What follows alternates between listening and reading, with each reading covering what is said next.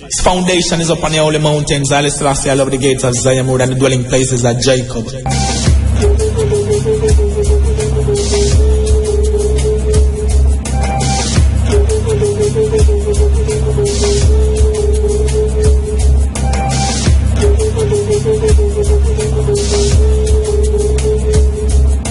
Yasama batachinoi, besama yemet nor, semi kades mangustinta, fegadi besama indionech, endi hu bemedir tihun, yalaten jarachnen sitenzare, bedelachnen ikker belen, igna yebedelnen ikkeren demenil, awada fetna matagban, kakifu adenenen fi, mengist yantantanantana, highly amaskan, Lisleala. In the name of the African ancestors who began the march of humankind in the womb of Mother Africa, we ask these ancestors to be with us, to strengthen us, and give us a vision for the future.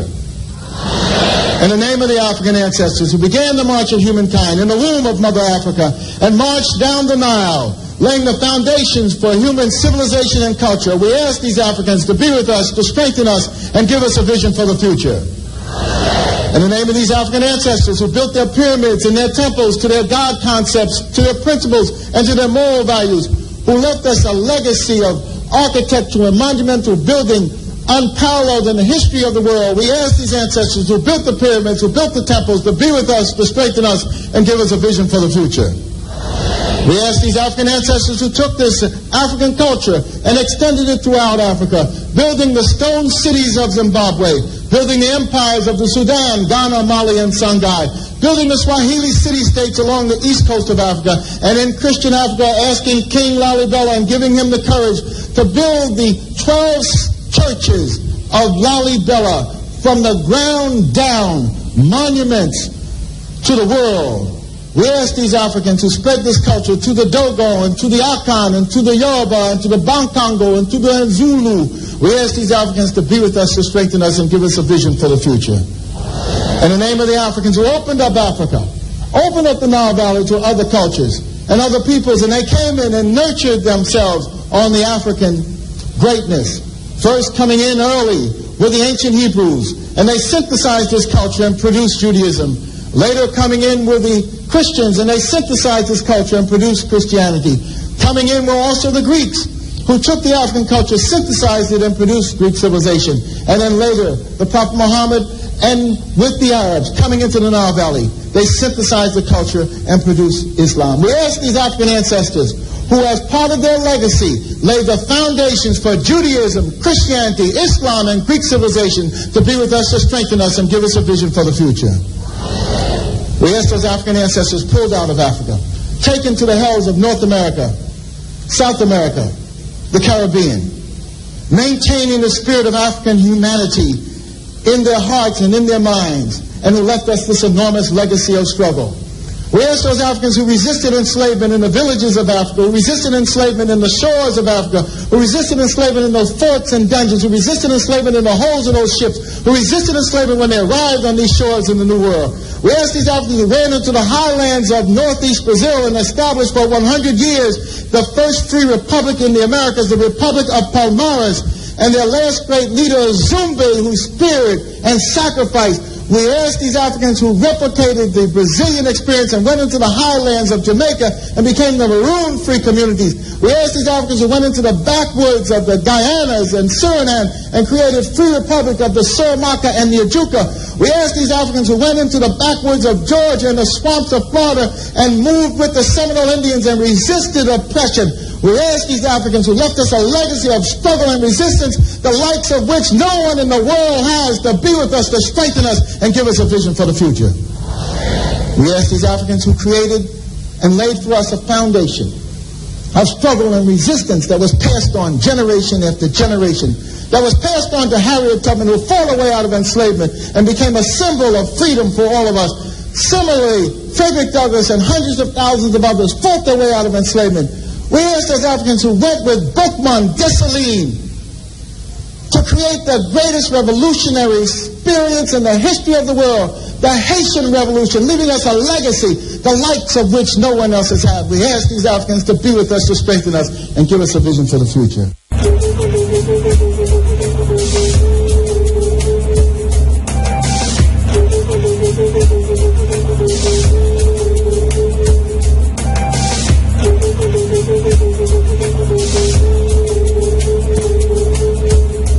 Very, very pleasant morning to you. Welcome once again. Welcome once again. It's Sunday, May 18, 2014.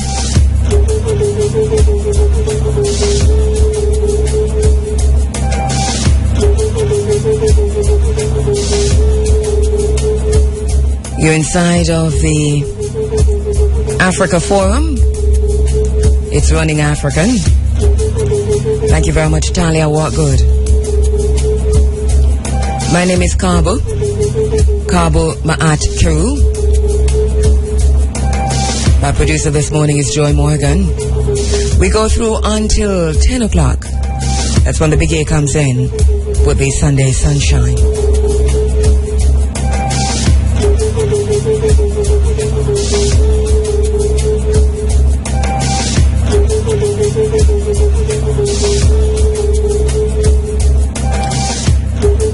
Reuniting the African family for development. Bearing witness, demanding change. Developing an African-centered agenda for change.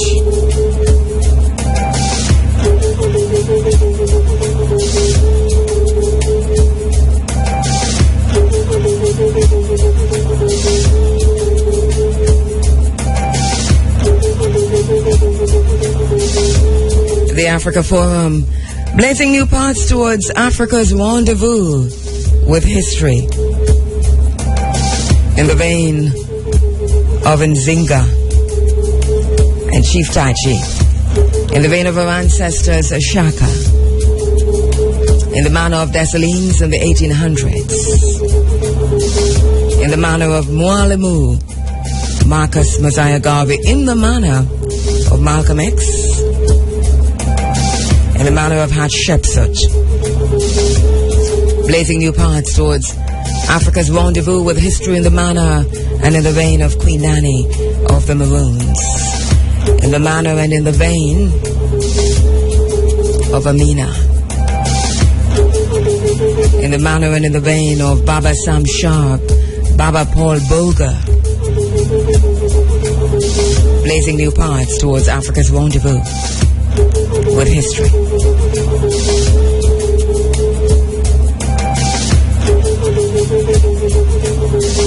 At 11 minutes now after 6 o'clock.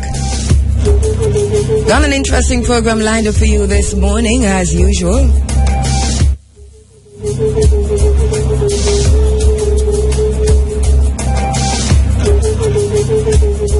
Even while we work out the kinks. Because we sure got a kink this morning, but we're working it out. We're working it through. Get the knack of this in a little while. Alright, so, I want to say thanks to Kishima Francis, who anchored the Mother's Day program last Sunday in fine style. Thank you very much, Kishima. And technical operator O'Brien, thank you very much. Thank you both. And thank you for being there as usual on the 107s, 107.1 all the way to 107.9. That is where we are on the spectrum.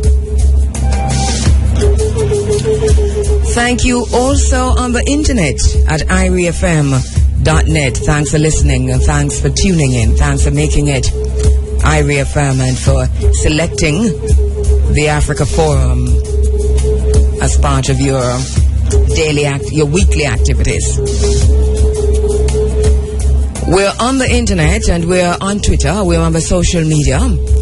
You can follow me on Twitter at Kabo Ma'at Kheru. That's K-A-B-U. Kabo, K-A-B-U. Ma'at, M-A-A-T. Kheru, K-H-E-R-U. I'm also on Facebook at Kabo Ma'at Kheru Williams. Kabo Ma'at Kheru Williams. And once you've found us there, you'll find us in almost every other place. You can still send me an email at andrea.williams@irifm.net. Lots of folks asking why it is that we're still using Andrea here and Williams there and so on and so forth. Well, you know what? We're doing this gently and easily and taking our time, easing ourselves, that's you and me, into the change. No rush. We stayed with it for many, many moons. We're gently easing out of it. No confusion around here. So we're taking our time, ensuring that we're all going together. All right? And that I don't just run out and leave everybody behind. So we're going together on this thing. So you can still send me an email at andrea.williams@irefm.net. All right, as I said before, an interesting program lined up for you this morning inside of the program. Our very special guests, we're going to be having a few special guests in studio this morning. One of our special guests will be Kensu Yemotep, and he'll tell us the correct pronunciation because we're pronouncing it Yemotep. I-E-M, Hotep, and he'll be joining me in studio this morning. He's from the Melanin Clinic, where holism is the objective and the intention. The Melanin Clinic is based here in Jamaica, and he'll tell us a little bit about himself, because one of the things that we're understanding is that he's also a lecturer of African Holistic Health, and we'll talk a little bit about that. What is African Holistic Health? And a little bit about the Melanin Clinic, a little bit about melanin, of course. Can't wait to have that conversation with my brother Kensu Yemotep. He's joining me this morning in the studio from the Melanin Clinic, where he says the Melanin Clinic was established to bridge the critical gap in the mainstream health arena, in the orthodox health arena. That makes a lot of sense. So when our brother comes in, he'll talk to us a little bit more about that. The Melanin Clinic, right here in Jamaica, and about himself, Kensu Yemotep.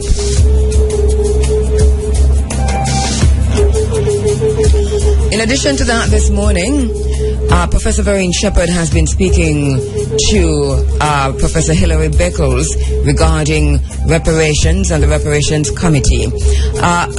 In recent times, it has come to my attention that there is a very strong anti-reparation lobby, and that part of this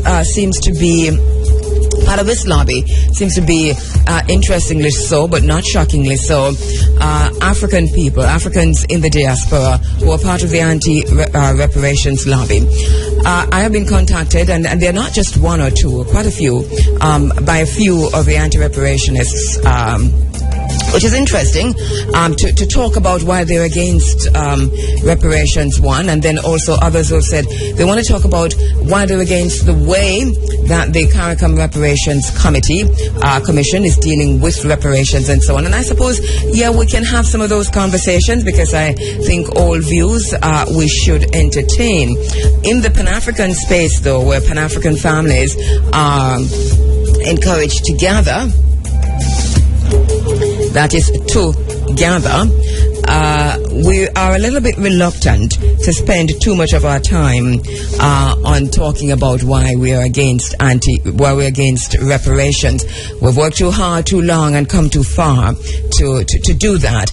So I have taken a principled stance,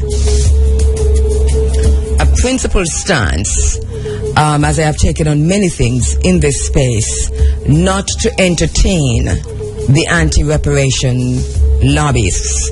I hope you understand, and if you need more clarification on that, we can always talk about it later on. But that's my stance on the matter, and as far as I'm concerned for now, I'm not about to change that. I think that it is good to look forward, to look back, Sankofa. But as we heard our brother said in the Pan-African conference that went in Kingston at the University of the West Indies just recently, looking back and looking forward are not separate things. They go hand in hand. We do that together. Sankofa, they say, go back and fetch it. There's no shame in retrieving that which we have lost.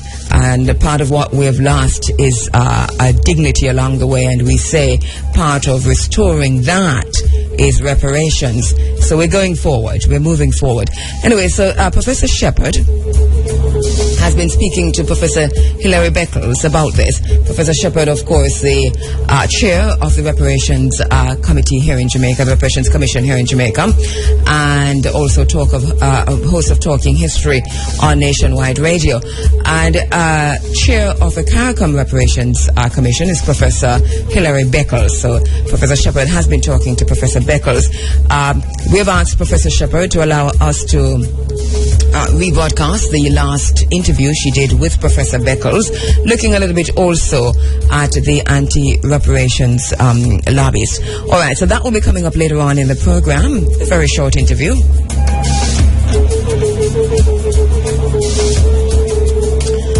In addition to that, you have heard, I'm sure, of the Taki High School and the fire that destroyed the administrative section of the Taki High School. And when we talk about the administrative section, we're talking about a whole engine of the school in terms of the bursar's office, the staff room, the canteen, the library, and so much more.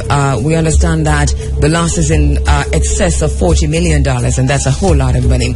Anyway, the Member of Parliament, Julian Silvera, along with the principal, Mr. Vasco, and members of the private sector in St. Mary and St. Anne, Taki High School, of course, being in St. Mary, are getting together on Labor Day, May 23, to make Taki High School the Labor Day project for this area. IRFM is part of that team, and so we'll be joined in the studio this morning by Member of Parliament Julian Silvera, and also that's principal of the Taki High School, Mr. Basco.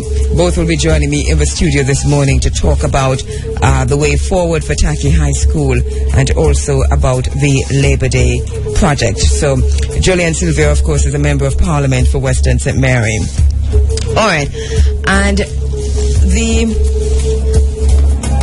another issue that's been in the news and on our lips and in our consciousness for quite a while now, and this is not a new issue for Jamaica, and that is the campaign to legalize Ganja, or in some cases a campaign to decriminalize Ganja. So we do have both of those campaigns ongoing. A friend to the program and author and journalist Barbara Blake Hanna has, through change.org, sent out a petition asking that the Prime Minister of Jamaica sign off on a few things, including wiping the records clear of all non-violent cannabis-related criminal convictions as one of the first step towards legalization.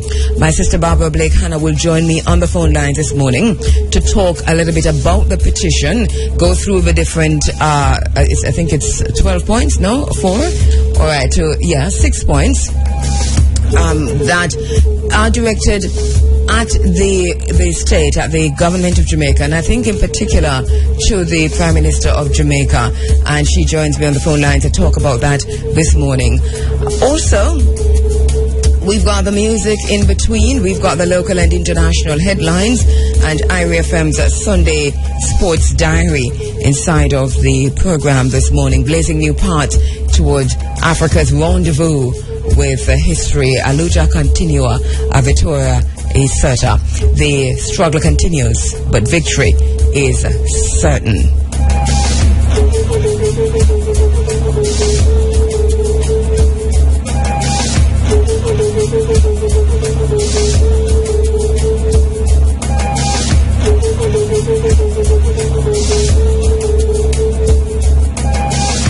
Speak truth to the people.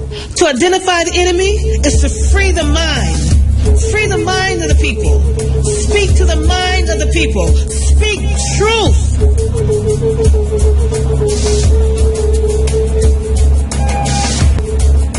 Hide nothing from masses of the people. Tell no lies. Expose lies whenever they are told. Mask no difficulties, mistakes, failures. Claim no easy victory. When we lose our African connection, we lose our world connection. When we disconnect ourselves from Africa, we cease to be a world people. Without the African connection, we are a disjointed people, begging for the entry into somebody else's house. Now 25 after 6 o'clock. Now 29 minutes after 6 o'clock, just listening to that ad on mosquitoes. Brought me back to an interview we did in 2010, where we spoke to the then head of the Influenza Center department in the Ministry of Health, or at the University of the West Indies. Anyway, I think her name was Dr. Jackson. We talked about the chikungunya virus that was expected possibly to hit Jamaica. That was in 2010. And that was in 2012, sorry, in 2012. And then in 2014, just a few days ago, the headlines in the Jamaican newspaper, I think it was The Observer, actually mentioned the preparation mode in which the Ministry of Health has gone into here in Jamaica in preparation for the virus, chikungunya, to hit Jamaica because it is now in Haiti. I find that so mind-boggling that in 2012 there was this just information that we picked up by doing research and by tapping into some of what the CDC and others were talking about, the chatter, I'd like to call it, in 2012, was that there was a chance of a possible outbreak of a virus called the chikungunya in Jamaica in 2012. But it's not until 2014 that the Ministry of Health is responding.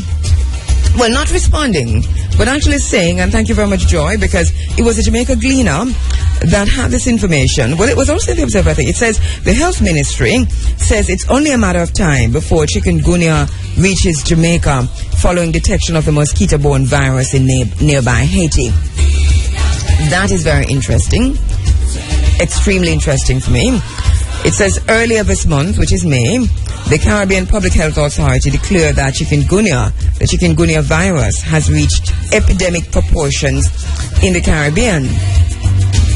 But there were in other areas, and as I said before, the chatter in other areas coming out of the CDC in 2012 was that this was going to happen. I am not saying anything, I'm just questioning, the coincidence, and for me, there are no coincidences. Alright, so the virus, which is carried by the Aedes aegypti mosquito, was first detected in the Caribbean in December last year in St. Martin. Last year meaning 2013. And so last Sunday, the Health Ministry issued an advisory stating that the authorities have been taking the necessary precautions. However, since then, the virus has been detected in Haiti, which is 120 miles from Jamaica's nearest coastline. Chief Medical Officer Dr. Kevin Harvey says it's only a matter of time before chikungunya reaches Jamaica. He says the fight against chikungunya should benefit from anti-dengue efforts, which usually start around this time of the year. Harvey says that this is because the Aedes aegypti mosquito that carries chikungunya is the same one that carries dengue. The JLP says the government must move urgently to allocate more money for the mosquito control program to reduce the risk of an outbreak of a virus in Jamaica. Symptoms of chikungunya virus include high fever, headache, muscle pain, joint pain, and a rash. Infants and the elderly are at greater risk of contracting the virus. The Pan American Health Organization has confirmed more than 4,100 cases of chikungunya in the Caribbean. Most of the cases have been found in the French Caribbean islands of Martinique, Guadeloupe, and St. Martin. All right, so we make of that what we make of that. Right, Joy? We have that interview. We can, we'll take it back if we're questioned. But we're just asking questions. Thank you very much. We have it right there. How long is it? About 10 minutes? 6:34. So, press that eject button. Let me take out that, and we just put that in because it's interesting. I don't even remember the interview myself in terms of what the questions that were asked, but we carried it. And so, let me do this. And so, is it number one on the? All right. So, what we'll do is just we'll let's listen to it because I find this very, very interesting. Let's listen. Going to the phone lines to speak about and to speak with, first of all, the director of the National Influenza Center, Dr. Sandra Jackson, lecturer at the University of the West Indies, consultant microbiologist specializing in virology. And we're talking about a new virus in this segment of the program. So you've been having the flu. This is an interesting situation because so many persons have said this to me personally, that they have been having flu-like symptoms. They're not sure if it's a dengue, they don't know what it is, and then we are asking questions and finding out that there is indeed a new virus to Jamaica. We're joined on the phone lines, as I said, by the director of the National Influenza Center, Dr. Sandra Jackson. Dr. Jackson, good morning. Good morning. Hi, thank you. Thank you for joining us this morning. You're welcome. We're doing well. Hope you're okay too. All right. Thanks for having me. Dr. Jackson, here's the situation. The name of the virus itself will come to in a little while, but so many persons have been experiencing this unusual illness. Don't know if it is flu, don't think it is dengue, and people are a little bit confused. But I'm surprised that we have not heard about chikungunya, which might be what a lot of persons are experiencing. Is it something that is now pervasive in Jamaica? Currently, laboratory results and evidence show that it is dengue that is primarily circulating in Jamaica now. Mm-hmm. However, there is this virus, as you said, chikungunya virus, of which we are on the alert for, we are looking out for and surveilling for this virus, but it has not been introduced into the country as yet. We are looking for the introduction of it into the Americas, but to date there is no evidence of sustained local transmission or imported cases. And by sustained, you mean there's no evidence of sustained? There's no local transmission occurring. There's no record of the virus in Jamaica? No, to date, no. We are surveying, active surveillance. It may occur in the future. Mm-hmm. And the Pan-American Health Organization, along with the World Health Organization and CDC, have actually initiated increased surveillance activities in association with trying to detect this virus should it be introduced into the Caribbean region. All right, so that when we have persons being told at the clinics, for example, that no, it's not a flu, no, it's not dengue, but it's very similar to dengue, even though they haven't named it, you do not believe at this time that it is chikungunya? I do not think at this time we don't have any confirmed evidence that it is chikungunya. Right, because we've had cases, and I've had personal cases in my own family where children have been told that, listen, it is not this, it's not that, but it looks like it might be something else, even though that something else has not been named by practitioners. So this would be what possibly, even though it's the same treatment that you would give dengue, for example. Right. Well, we have to understand, that there are many different viruses that can actually cause presentations similar to that of dengue. It's not just dengue. Although dengue has a classical presentation, there are other viruses such as an enterovirus and enteroviruses and other viral infections that can cause similar presentations. And another important finding is that these viruses, when you do the test for them, it depends on when actually the sample is taken and the type of test that is done. Because when you're exposed to a virus, initially the body has to mount an immune response. Yes. and form antibodies by an immune response. I mean, your body reacts by producing antibodies. And many of the laboratory tests, what they look for is actually the production of antibodies to the particular dengue virus. All right. So if the person presents very early, you may get that antibody being negative. Okay. But if they go back a little bit later, then you will find out that, yes, they tested, the test has now converted from a negative to a positive. All right. So the timing of it is important. Okay, so let's go back to chikungunya. That Jamaica is on alert. You're looking out for this. You're watching out for a possible introduction of this virus into Jamaica.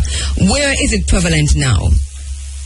Right now, it's prevalent in Europe, in Asia, and in the African countries, such as in Australia as well, is having quite a few cases.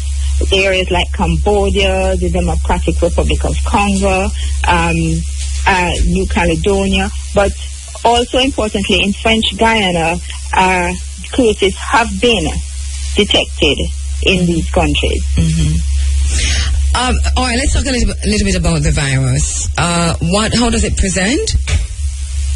It presents, as we said, similar to that of dengue. How it is going to present and differentiate from dengue is that the joint pains are a little bit more severe than that of dengue. And the rash is a little bit different. Whereas in dengue, sometimes you will get petechial rash or pinpoints or little hemorrhages. Yes. You are not going to get this with chikungunya virus. The pain behind the eyes, that is very intense with dengue. You are not going to get this kind of pain. It's not going to be as severe with chikungunya virus. Also, with the rash, the difference with the rash with chikungunya, you can have more of what we describe as a maculopapular or a flattened rash, and sometimes it's also maybe a bit raised and formed an appearance of pustules or raised skin. Okay. So, but you also have some cases that can present with a little bit more atypical or unusual findings, such as confusion, cardiovascular problems where the patient may have feel pain in the chest. They call this a myocarditis. Or sometimes renal problems can occur where the kidney becomes affected. But these are, as I said, not usual cases. These are the more severe cases. And these more severe cases are usually seen in older persons. All right. Why are we on alert, Dr. Jackson? Why are we watching out for this?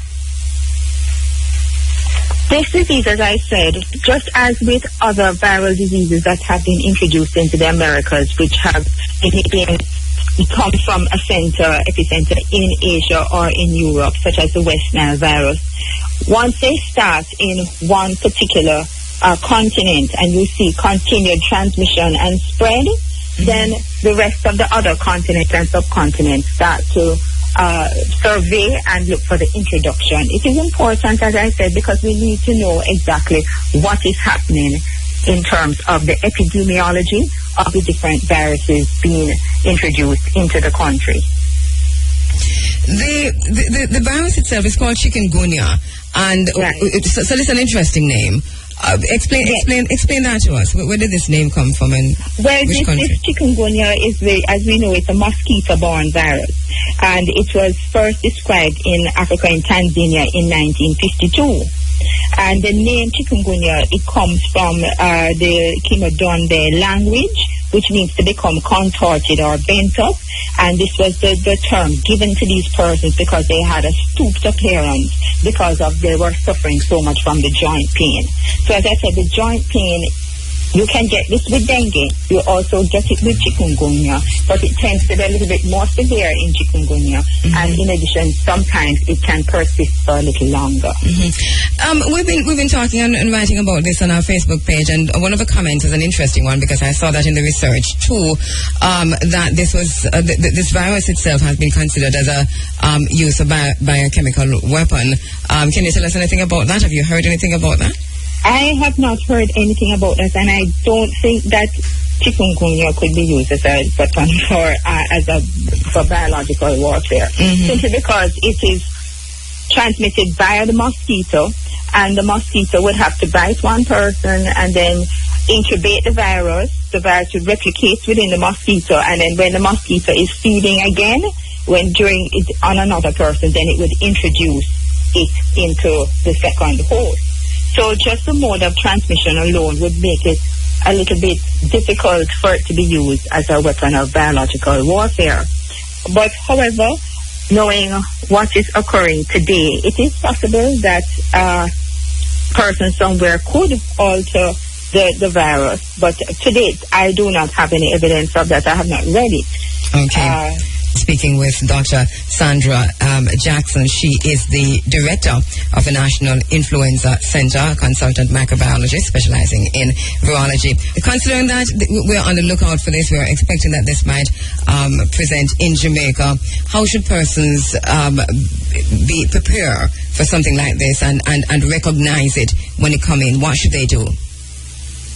Well, it's going to be difficult for an individual, for myself, to actually say I have dengue versus I have chikungunya. Mm-hmm. What I would say, dengue has some features that are characteristic of it, such as the retroorbital pain, etc. And you know that with dengue you can proceed to having the dengue hemorrhagic fever.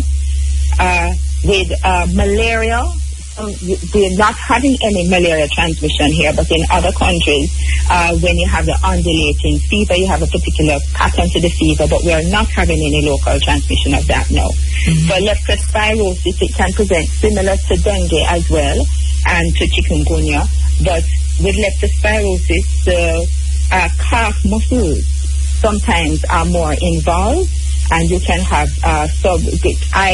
hemorrhage, subconjunctival hemorrhage, and the leptospirosis. As with dengue, sometimes you can have the yellowing of the eyes, what you call jaundice, etc. Mm-hmm. But there is no clinical way for a doctor to actually look at you and say you have chikungunya versus that you have dengue. Laboratory tests would have to be done. Okay. And once again, just to reiterate that this is something that the Ministry of Health at Jamaica is on the lookout for. Yes. At the moment, you have not seen or heard of any cases in Jamaica? No, they're present. I am sure that, and I am aware that the Pan American Health Organization, mm-hmm. that they recently held a workshop on chikungunya to increase the awareness of the healthcare workers in the public health system with regards to this particular virus and its possible introduction. So the Ministry of Health, they are doing their job. All right. I'm very pleased to see. In the meantime, we still have dengue. In a quick word to persons in terms of preventing dengue and also those persons who are currently presenting with dengue. I would really encourage persons to look around their homes and to take all the necessary precautions and do all the necessary activities to remove any stagnant water that can potentially breed any mosquitoes, because the Aedes aegypti, the female mosquito that actually transmit the dengue, can actually transmit the chikungunya as well as the West Nile. So we have 3 viruses that this mosquito can potentially transmit. We need to make sure that our homes, the gutters behind in the yards, all these containers, the tires, etc., our plants, that where you have the containers that are collecting water, that we do not harbor water near and in and around our homes. So this is very important. Of course, use of bed nets if you know that you're having a high amount of mosquitoes circulating in your particular area. Then you take the necessary precautions, wear the long sleeves, use your mosquito repellent where you can, and also use your bed nets. Okay. And the ministry has been doing spraying of areas, particularly concentrating in priority areas first for the reduction of the population of the mosquitoes. All right. Thank you very much, Dr. Sandra Jackson. You're welcome, and thank you for having me. All right, that's lecturer at the University of the West Indies, consultant microbiologist specializing in virology, director of the National Influenza Center, Dr. Sandra Jackson. Informative. Change. The time is now and the place is here. Andrea Williams on IRE FM. All right, so all of that, including the name Andrea Williams, was from November 2012 that we spoke to Dr. Jackson about the chatter we were getting, the possible introduction of chikungunya into Jamaica. Last week, 2 years later, the Health Ministry, by the way, at the time, there was no official word from the Ministry of Health about the country being on alert until we heard it from Dr. Jackson. Well, last week, the Ministry of Health says it's only a matter of time, said it was only a matter of time before chikungunya reaches Jamaica following detection of the mosquito-borne virus in nearby Haiti. All right, we just need some critical thinking on stuff like this. Let's think it through, talk about it. Let's talk while we're talking about this, about, our coconut plantation in Jamaica. What happened to the coconut industry? What happened to the coconut crop? What happened to the coconut trees?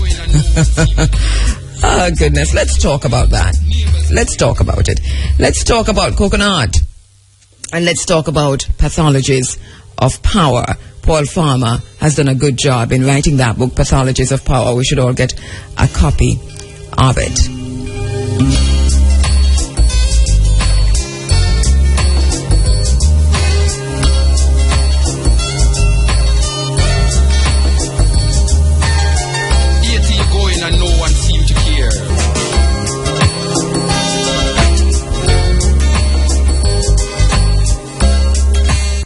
Now 5 minutes going up to 7 o'clock here inside of the Africa Forum, Running Africa. And just a few weeks ago, we had the President of the Senate, Floyd Morris, in the studio on Sexwise, that's on Tuesdays. And he mentioned that they were looking to table a disabilities bill in Parliament.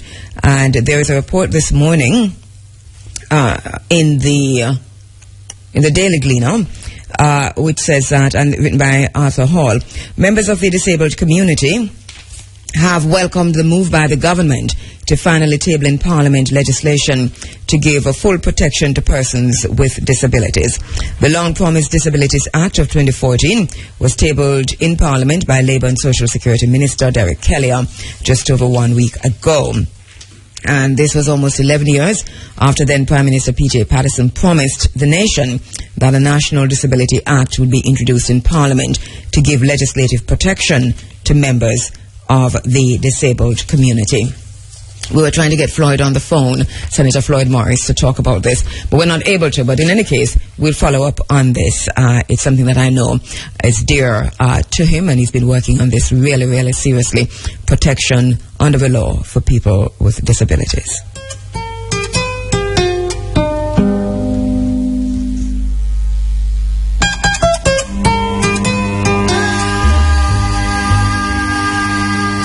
Hey, just want to say a very pleasant morning, and to once again send my love and energies, positive vibrations to the family of Latoya Campbell. I know the family is still grieving, and we just want to once again, from my family to yours, send our love to you, strength, positive vibrations. Latoya Campbell in Marlborough in St. Mary. And thanks once again to Kishima Francis for filling in on last Sunday so that we could attend the funeral of Latoya Campbell. One of the most painful funerals that I've ever been to. And yes, I talk about it, and I'm still talking about it because it is that. It is what it is. Lost a sister, lost a close family member in a very, very tragic way, but at the same time still remembering a life that was well lived, that was lived with dignity, that was lived understanding purpose, understanding family, understanding self. That was Latoya Campbell, who was viciously taken from her family just a few weeks ago. But to the family once again, our love, our heart, positive energies, positive vibration. To her mom, Vinette, Paulette, hold straight, my sister. Tak, father, brother, hold tight, Tak. And to her brothers, just hold strain, hold strain. Let us remember her as someone who understood purpose. And in that memory, understanding also what our own purpose is, seeking for a purpose, because what she has showed us is that we must and we should live our purpose, but first of all, to identify our purpose as being that of service. Service to family, service to community, service to society, service to nation. A young woman who understood her purpose. Latoya. To the family once again, my love.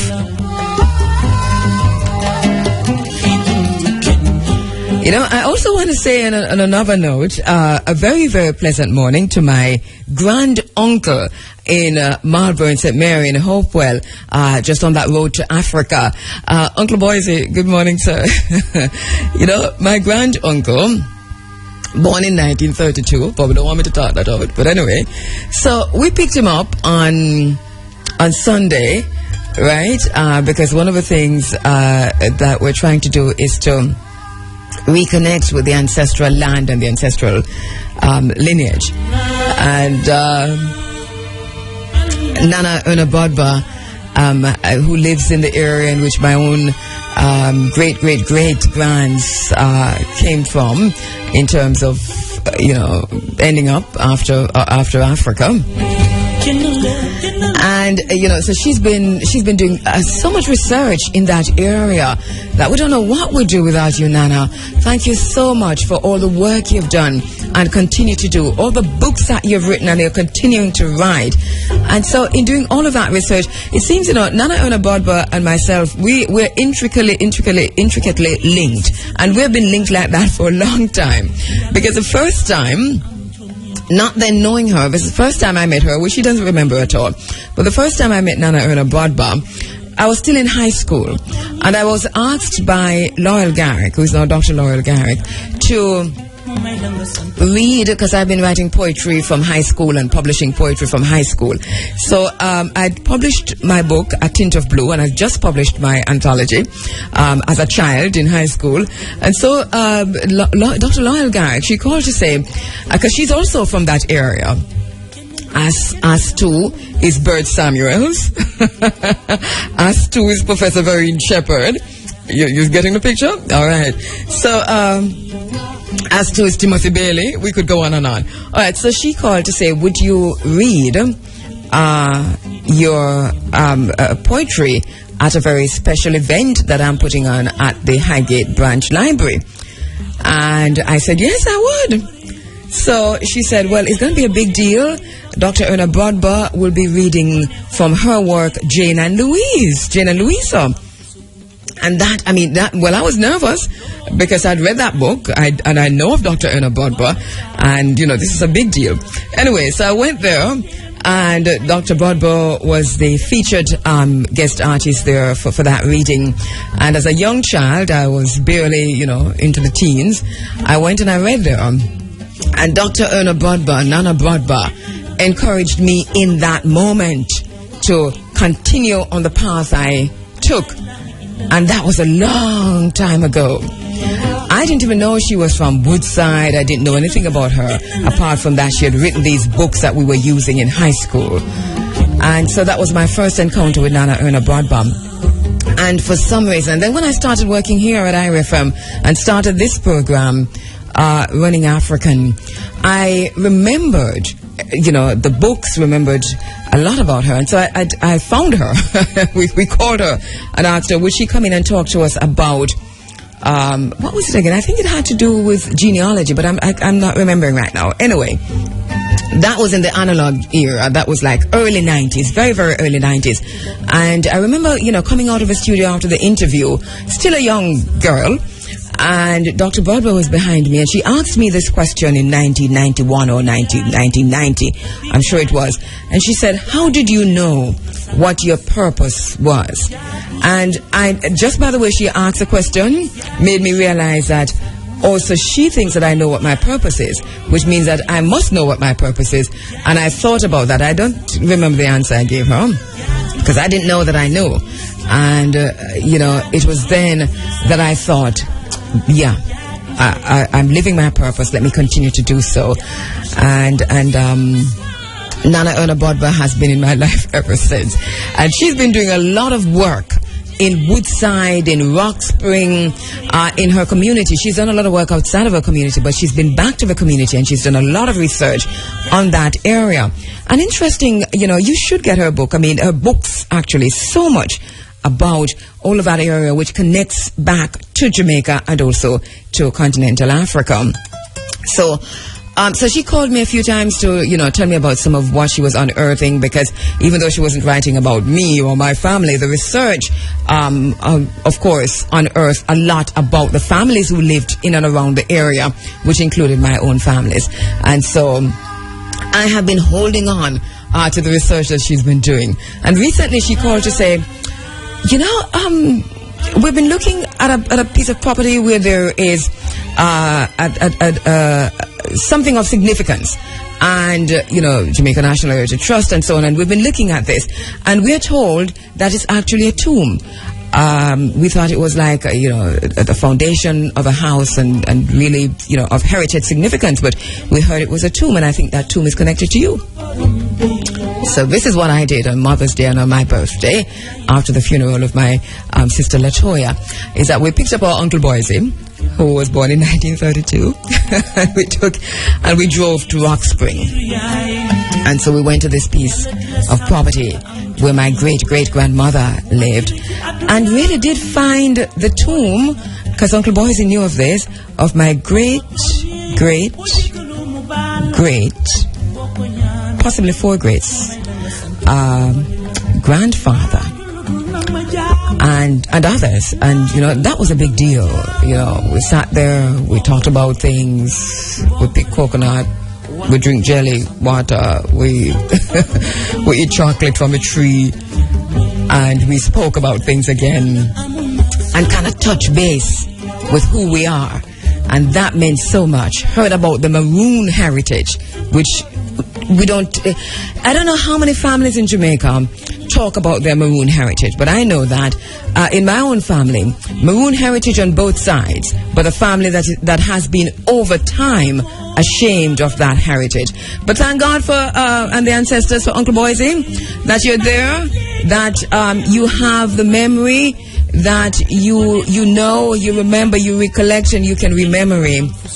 And so that we're recording that and writing that and getting so much information, talking about our connection with those who came from Portland. Those who came from Portland. Thank you very much, Uncle Boise, and I want to give a shout out to you. And then I also want to encourage the rest of us to, even as we talk about reuniting the African family for development, and even as we look forward, because it tells me in an active and a practical kind of way that when we talk about Sankofa, when we say go back and fetch it, we do not mean in Africa, we do not mean just go back and fetch it and stay back there and do not move. We mean while you're moving forward, at the same time you're moving forward, understanding who you are, as our brother said at the Pan-African Conference, that we must also go back and fetch it. We can do both at once, which is what I find myself doing last Sunday, going back and fetching it even while I'm moving forward. And I've not gone back far enough yet. I am fetching while I'm walking forward, and it is a brilliant experience. So let's go back and fetch it. Let's not be afraid of who we are. Let's not be afraid of our heritage. Let's not be afraid of our African heritage. Include your children. Talk to them about the family and go back and fetch it.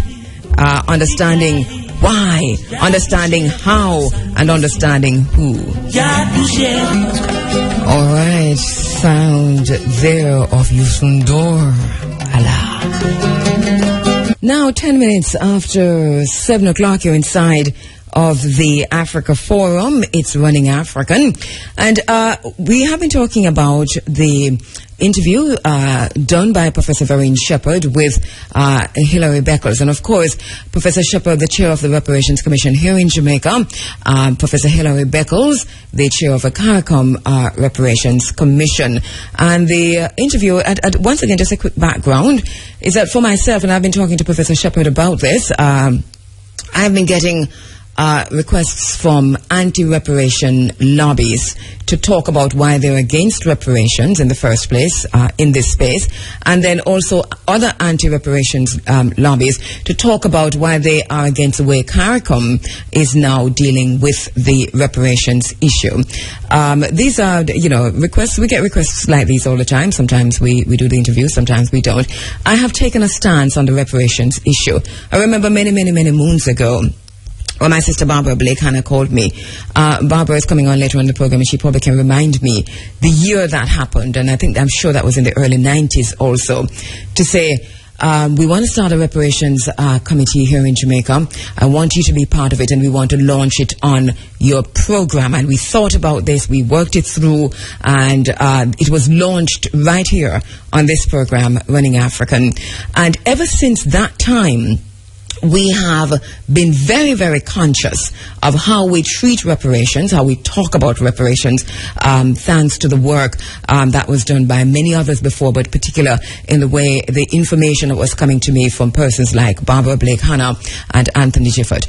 Now, so the principled position that I have taken regarding reparations, even as we go back and fetch it, is that I really am not going to allow that in this space right now. And, we are always open to discussion on issues like these, but I really don't have time to talk about why we are against reparations now. Let us move forward. All right, so Professor Shepherd spoke with Professor Hilary Beckles about some of this itself, and I didn't even realize she was doing this. But here it is. I'm going to be replaying that. She spoke with Professor Beckles on her program Talking History Nationwide two Saturdays ago, or last Saturday I think it was. And here we are now, getting all of these requests from persons to talk about why you're against the Anti-Reparations Commission.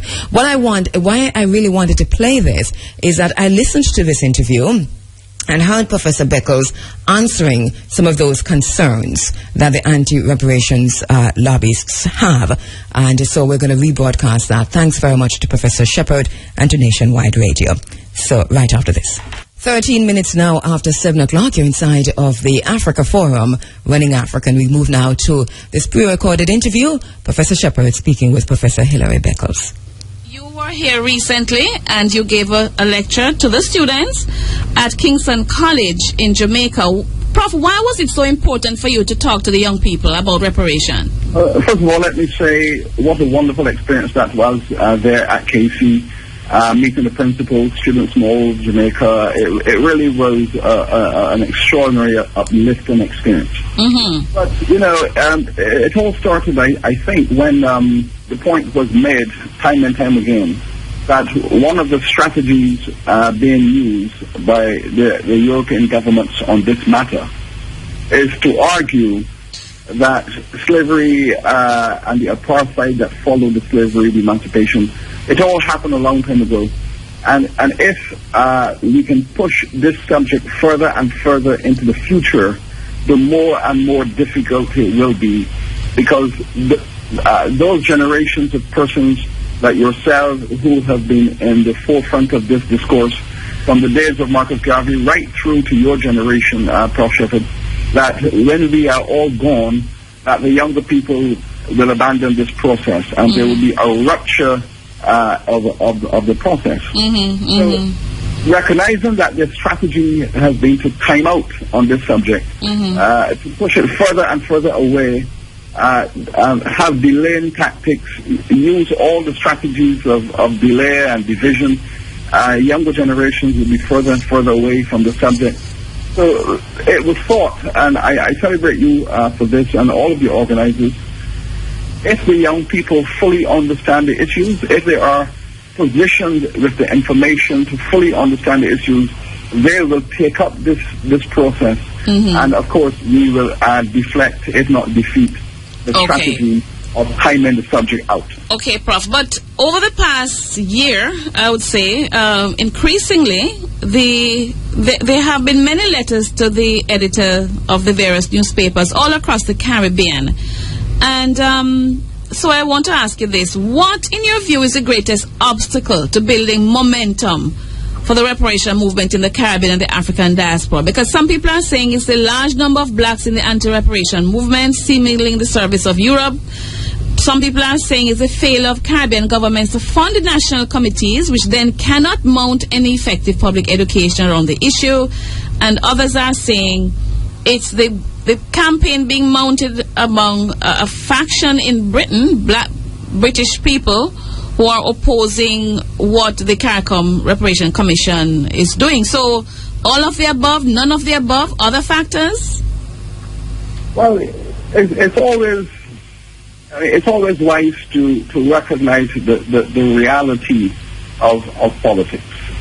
By that I mean, whenever you are faced with a major struggle for justice, in the midst of that struggle for justice, there will be division. That has always been the case, and as historians, we need to understand that. You know, when the emancipation process was upon us, 1830s emancipation was on us. You know, you had maybe about 25% of the enslaved people who did not want freedom, because they were afraid of freedom. They were afraid of the notion that they would be in confrontation with their owners. They were insecure, they were broken. They had no information as to, they had been living in slavery all their lives in slavery, and had no idea what this freedom would look like. So you had a minority who stood against, and you know, but what? The majority of people knew what they wanted. And then we came to independence. You know, it's instructive to note that none of the West Indian governments took independence to a referendum, because they were all afraid, all of them were afraid that if they had gone to a referendum on independence, that maybe they would have lost the referendum, because the majority of people would have said, we are happy under British colonial rule, why do you want independence? And some are still saying that. Some are still saying that from polls in Jamaica. The leaders at the time, you know, Bustamante, you know, Eric Williams, Falls Burnham, Errol Barrow, they all said no referendum. We have a mandate and they're going to go on through. So we have now come to another crossroads in our history. Emancipation, independence, now it's reparatory justice. So you will get a percentage of your community who do not understand, who believe that it is confrontational of the European powers who enslaved us. And you will have those who just are, quite frankly, morally lazy, and do not see the importance of moral justice. So you have all of that. But thank goodness, what we have at the moment, we have governments across the CARICOM who understand the issues, and they are standing together, going forward for reparatory justice. So expect resistance. The arguments that you will hear against reparations, we know what they are. There are about 5 or 6 arguments which everyone fought. List those for us. Mention those for us, Prof. The 5 main bases of opposition. You have people who would say, oh, this was all a very long time ago. Why are we bringing things from the past into the future? Well, you know, again, it's people who do not understand the significance between the connectivity. There are people in the Caribbean today who are living in ghettos, who are illiterate, who are broken psychologically, and they do not link their present reality in the Caribbean to what happened to their foreparents. The linking the dots together is something that they do not do very well. So there is a disconnect between their poverty, their disenfranchisement, their dispossession, and the past of their foreparents. Is not linked together. That is one issue. Yes. And you have those who argued, well, you know, why do we want to confront the governments of Europe? And again, it's because they do not understand reparatory justice is not about confrontation. It's about entering into dialogue, reconciliation. It's trying to understand the relationships of legacy. That is how the crimes of the past have impacted the present. It is about seeking conciliation in order to remove the legacies of the crimes that have been committed. But they say, why not go to Africa? Why bother with Europe? Because Africans were the main ones involved. That is a very strong argument here in Jamaica. Again, these are very inventive arguments, based to some extent upon the mythology, the absolute mythology that somehow the African governments were equal partners to the Europeans in this process. This is absolutely not true. Let me give you a comparison. The people who import drugs into our countries, the hard drugs, the cocaine and all of that stuff that they bring into our countries to harm our young people, if you then say, well, our governments are partners in this, our societies are partners in this, how else could those hard drugs have got into our country without the knowledge and the support? So you see, and it is not true. It is just not true. There are always a minority of people who participate. And there's no doubt that there might have been one or two of the African chiefs who were partners. But let me say this. Whenever they did that, they were invariably overthrown by their own people. Now, understand the fundamental principle. You cannot transact a major international crime, whether it is slave trading or whether it is narcotics. You cannot do it without a local partner. Now, the local partner does not make the crime less heinous. It makes it more heinous because you have a few people who are now victimizing the majority of the people. And the majority of the people stand up against that minority. So when you go now for justice, the presence of that small minority is not an argument as to why the majority should not have justice. Okay, final one, Prof. This one is big here in Jamaica. There are no victims, no present victims, and descendants cannot push this claim on behalf of their ancestors. The way that you have to look at that, the governments of Europe were the custodians and are the custodians of the wealth of slavery. The governments of Europe legalized slavery and slave trading. The governments of Europe participated as slave traders and owners of slaves. The governments of Europe invested in the ownership of slaves in the Caribbean. The governments of Europe taxed slaves as property and extracted the revenue out of the taxation.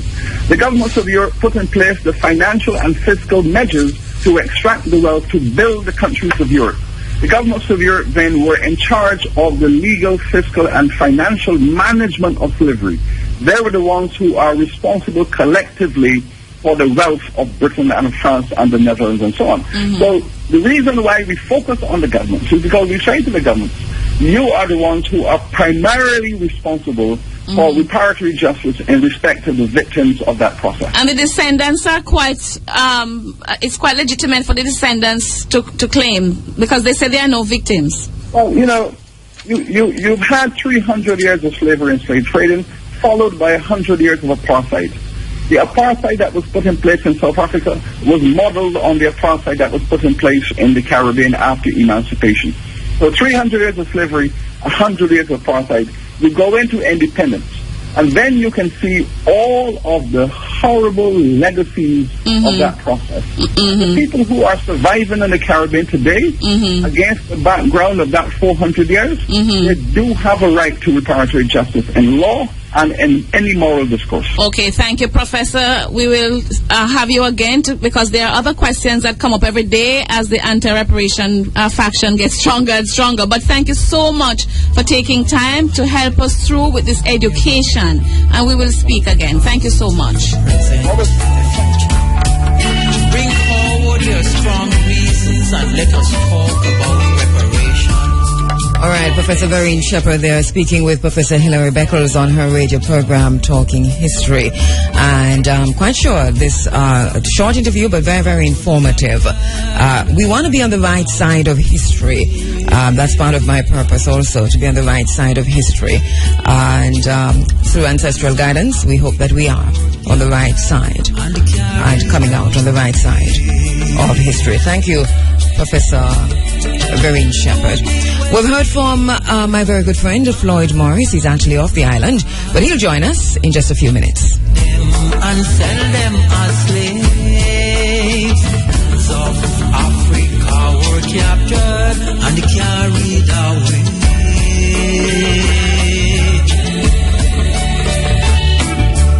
All right, Well, a quick look now at what's in the news.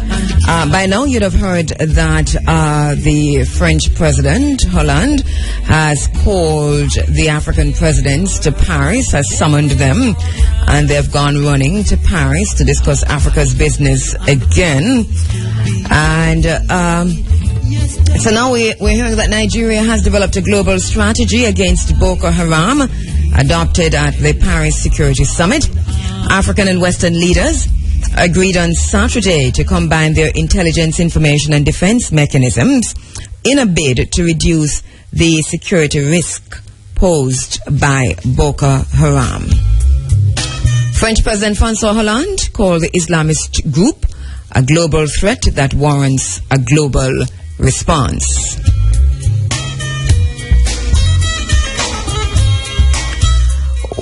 All Africa has reported that the forum accomplished what it set out to do.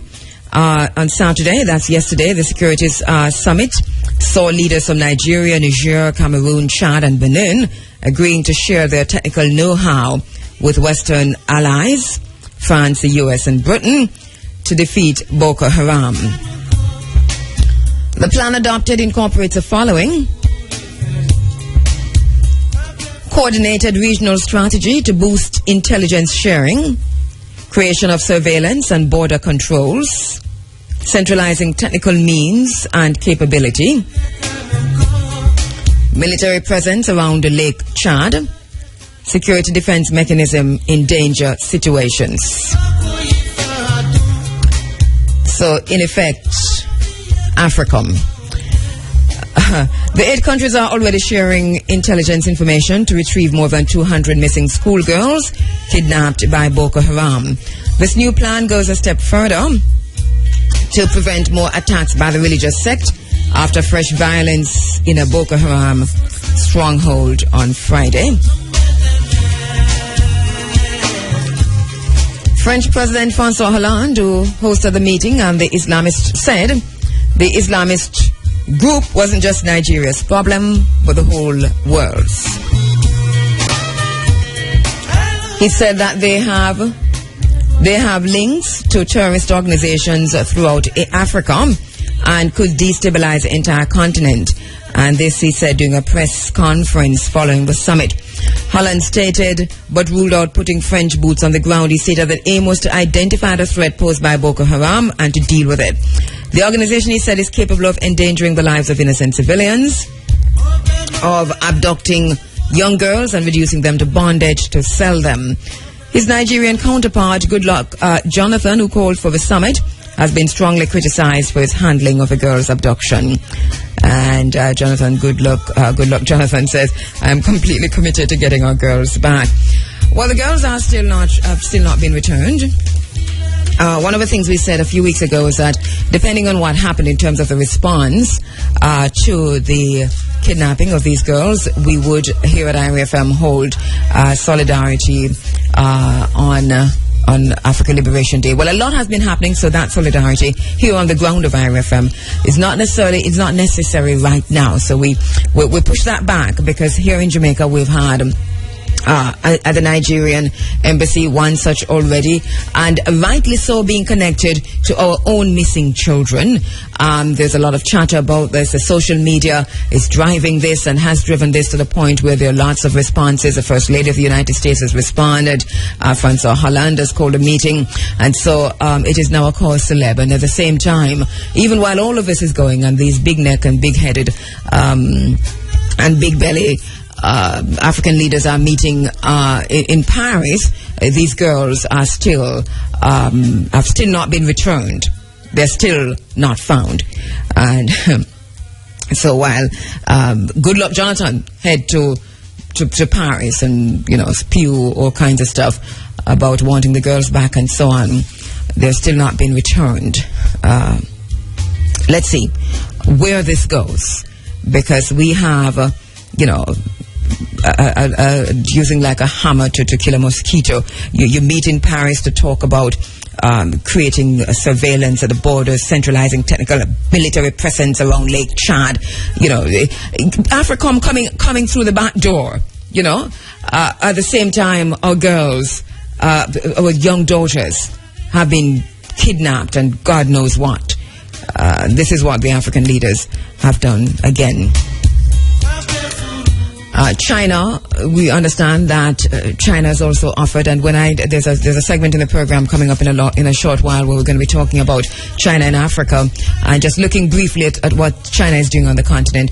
And one of the things that China has done in recent times is to offer assistance to Nigeria. Everybody's there: China, France, Britain, US.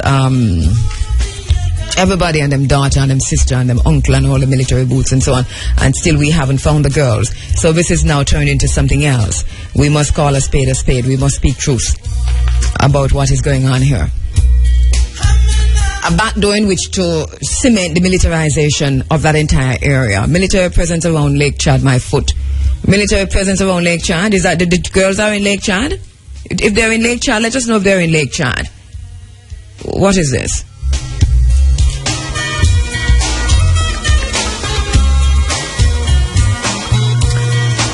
Anyway, we also understand that thousands of people have been taken. Well, this is Brazil now. Lots of people talking about the World Cup in Brazil. Not much information on the demonstrations, but we understand that thousands of people have taken to the streets across Brazil to protest the billions of dollars being spent on the World Cup, which begins next month. In Sao Paulo, thousands of families have occupied an area near the site of the opening match outside the stadium. On Thursday, protesters called for more spending on housing, on health, and education. As a matter of fact, one person, Simone Pedro, says it's shameful, really shameful. Not the stadium itself, but the fact that so much was spent on building the stadium, which has pushed up prices of rent in the area. And while there are no health services in the region, we don't have a basic doctor's surgery or a hospital. Why is that? Because they choose not to spend the money on health or education, but on these works, which have only worsened our housing problems. So that's what the people in Brazil are saying. Riot police fired tear gas at demonstrators in Sao Paulo and Rio de Janeiro as protests erupted. Brazilian security forces gathered in Rio for a special training with the FBI on controlling unrest. The training took place in partnership with the Los Angeles and Chicago police departments. What about the cries of the people? The people who are crying for healthcare services. The people who are crying for education for their children. The people who are crying for better housing conditions. You're training military people. The FBI is down there training military people. Interesting. Pathologies of Power. Get that book.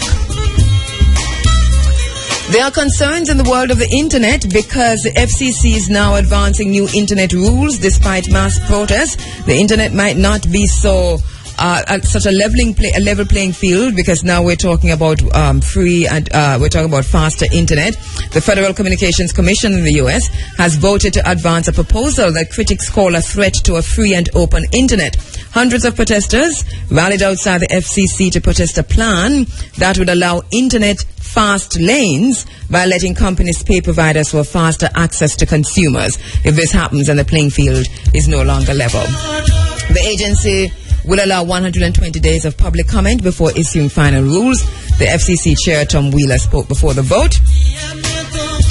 And you can get more information on that by looking that up. But it is going to affect us. All right, early election results. Well, not early election, because now we're told that India has a new president, a new prime minister, nationalist leader Modi, becoming the new prime minister of India in what we're told is the biggest election in the world, India being one of the biggest democracies, if not the biggest. So, nationalist opposition leader Narendra Modi becoming the new prime minister of India. He previously served as chief minister of Gujarat. I do have quite a few friends from Gujarat. We studied together, and I remember the tales of 2000, 2002, of which Modi was at the center as chief minister when so many persons were massacred. He has not apologized for that. One of India's worst anti-Muslim riots left more than 1,000 people dead in 2002 in Gujarat. I remember covering that story for an international media when I was studying overseas, and one of the things that we found is that the man who's now the Prime Minister, who's said to be the Prime Minister, Modi, was in the middle of all of that. And he's himself a nationalist. And, well, let's see what happens. The U.S. government has banned his visa. He could not enter the United States. And now already we see where Britain has congratulated him. Cameron has tweeted, David Cameron has tweeted congratulating him. The US seems to be okay with it. And so we don't know. He's a man for the business. He's a private sector man. Let's see what happens there. After all, he's no Mugabe, is he? All right. Or is he? That's a question that we probably need to ask ourselves. Is he a Mugabe or is he not a Mugabe? All right. Quick break and we'll be right back. All right. So we heard from Floyd, Senator Floyd Morris, who's in Florida, who asked us to call him in just a few minutes. And we were holding on for you, Senator, but we're not getting through on that number. So, let's see. I don't know if you're listening online. Don't think you are, but somebody told you that we're trying to get you. So if that person could say again that we're still trying and not able to get through to Senator Floyd Morris. When we come back, we're going to be speaking about the Melanin Clinic right here in Jamaica. Now 7:38. All right, just as we were getting into the next segment of our program, talking about the Melanin Clinic and holism, we finally got through to my brother, Senator Floyd Morris, who is in Florida. Senator Morris, good morning. Hi, good morning. How are you doing? I know you're there. I'm hearing you like way off. So let me see. Yes, you're hearing me now? The problem is in studio. Let's see. Hearing me okay? Okay. I'm hearing you clearly. We do have an issue. All right, you're there, Floyd? Yes, I'm here, Andrea. No. We have an issue. All right, hold the line for me, Senator. Hold the line. We'll try and fix it. All right, so after all of this and we finally get the Senator, now we are not able to put the Senator on air, but we're going to try and work that out. All right? Senator, you there? Hello? No? All right, hold the line for me, Senator. Hold the line for me. We'll try and fix this. All right, I'm told that our listeners are hearing Senator Floyd Morris. Everybody else is hearing Senator Floyd Morris. And I am hearing you clearly, so Andrea. let's try that again. Senator Floyd Morris, are you there? Yes, Andrea, I'm hearing you clearly. Right. Our listeners are hearing you very, very clearly. Yes. A pleasure, man, a pleasure. You're a good girl, so you can find me wherever I am. Problem. And I know that everybody else is hearing the Senator apart from me.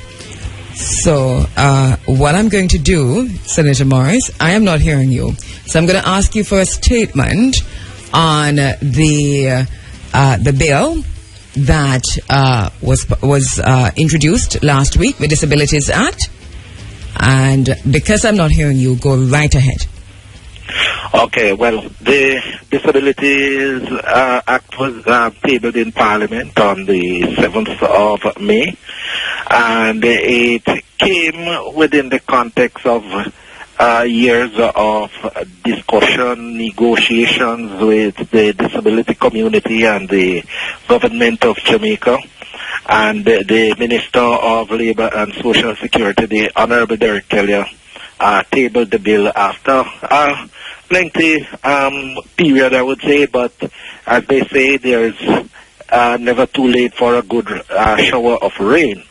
And I'm certain that the bill will be passed in the Parliament before we break for the summer. Right now, the sectorial debates are taking place in the Parliament, and at some point in time during that period, the debate will be taken in the House of Representatives and then to the Senate for final ratification. Hello? All right. Senator Floyd Morris, I didn't hear a word you said, but I understand that everybody else heard you. And thank you very much for that statement while we sort things out. Because my producer is listening keenly and she's indicating to me when you'll stop talking. So let us say, is there anything else you want to add? I can't ask a follow-up because I'm not sure what you said. But anything else you want to add? Because I think this statement is very, very important. I know this is very dear to your heart. No, it's something that you've wanted. You mentioned it a few weeks ago when you were here on another program, and that you'd been pushing for this for a very long time. Any quick thing?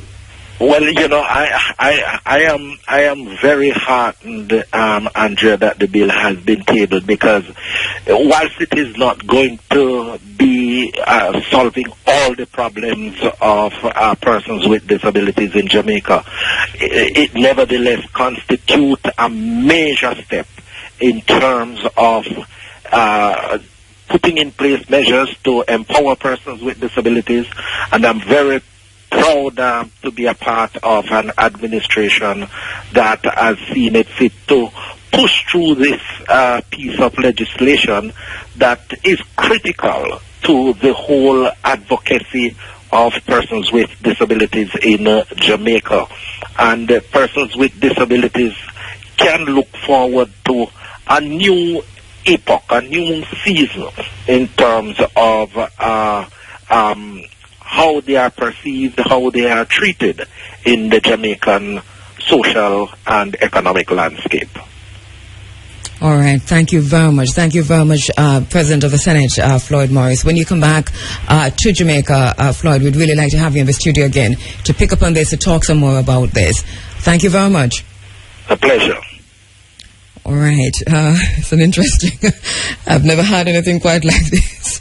But you heard, and I listened back. Obviously, the fault is not in our stars, dear Brutus, but in ourselves. Or is it Cassius? Well, the fault is somewhere in ourselves, right here in the studio. All right. So we have in the studio my brother. And, we said Kensu Yemotep, and I'm not quite sure how you pronounce. Imhotep. That's how I pronounce it. Yes. Okay, so it's and how you spell the last? Imhotep. Well, it's I-EM-HOTEP. Okay, Imhotep. Thank you very much, my brother. Yes. Lecturer of African Holistic Health, and also your a director of the Melanin Clinic? Yes, founder and director of the Melanin Clinic. Founder and director. Studied with Laila Africa, that's right. Africa, yes. Who we've been trying to get him forever to come into Jamaica. We'll get him one day. Can you find him for us? Yes, we can find him. We contacted him on Facebook. We have written to every email address. He sent us numbers to say, call this person. Every year we invite him to Jamaica. It will take place. We'll work on that together. Thank you very much. Yes. All right, so very, very happy to meet you. Sister P called me many moons ago and said, Andrea, when Sister P says Andrea like that, and I know it's something important, have you heard about the Melanin Clinic?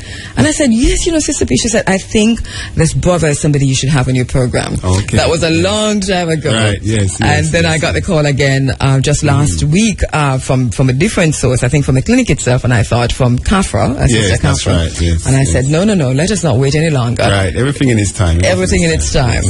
All right, so tell us a little bit about yourself, first of all. I just like where you said in your bio that you fell out of love with the European school system at around the age of 12. Right. Yes, as a young boy growing up in London, East End of London, I was very studious, very, into the schoolwork, but then it just hit a point where I just lost interest in it was just not stimulating enough for me. And, I just went on my journey, but... So let me ask you a little bit about that, because is that not so unique, especially when it comes to young black boys in Britain, of, reaching the age of 12, 13, and finding that the system is either too oppressive or there's something missing. Yes. And that's so many of our young Caribbean, and I'm saying Caribbean even though we said, because we're talking about continental African as opposed to diasporic African, who find it stifling and have to say, excuse me. Yes, I think, it's basically, there's nothing there, there's no, there's no unison there. The information is not tangible. It just seems to be out of sync with who and what we are. Because we as ancient Africans, I mean, at the age of 12 years old, African child, after going through the rites of passage, was basically at the level of what you call a PhD today. Yes. Dealing with holistic. You're talking about ancient Africa. Yes. All right. So you're saying that there's a big gap. There's a chasm, literally, in how in the Western education system. Most definitely. As at 12, though, I mean, how did you compute that? Well, these are based on research that I've studies I've done. Because how it comes down now, holistic is the key. Because when you learn in these different institutions, European, you're learning a non-holistic. You're coming from a non-holistic perspective. So I don't mean to offend anybody here, but when you say a degree, that's 1 degree out of 360. Yes. So you're not learning about the whole complete subject. True. You see, so that's the difference. Once you learn the whole complete subject, you're on a different level. Completely. And then you're talking about, and since you're pushing us there, let's talk about that ancient system, right? Which is the ancient Kemet. Right. Talking about the 360. Talk to us about that system of a degree, which is really the origin of where we talk when we talk now about a first degree and a second degree. And many people are at the third degree and they think that they've reached the zenith, but that as Africans, we our ancestors, our foreparents, ancient Kemetians, took it to a whole other level, 360. Right. Talk to us about that. Right, because I mean, when we're talking about, let's say, African holistic health, when we say health, people think, well, it's just medicine, food, exercise, and so forth. No, health. When I say health, I'm talking about things you spiritually digest, mentally digest, emotionally digest, and your food that you digest, so health is very complete, holistic, so we have to look at how it affects all those different aspects of the mind. A person who is displaced from their original home on the planet Earth is going to suffer spiritual, emotional, mental, and physical deficiencies. And so it's very wide. It's not just about what you eat and what medicine you use. It's the music you listen to, the clothes you wear, the name you use, the education system, your religion and so forth. It's all part of a culture. And it's very important. And this is interesting because so holistic and holism, as you pointed to, and you said the Melanin Clinic is that the objective is holism. But it seems so complex, and I'm sure that for many persons listening to this who are stuck in the orthodox way of thinking, which is I feel ill, I go to the doctor, I get medication, I feel better, and then wait for the next one. You're saying that if we're dealing with health cannot be just feel ill, I go to the doctor, I get medication, I feel better, and then wait for the next one. You're saying that if we're dealing with health cannot be just an element of something that is a more holistic thing, which is the thinking, what you hear, what you see, what you participate in, and so on. Break that down for us in terms of contextualizing it or comparing it with the orthodox system. Okay.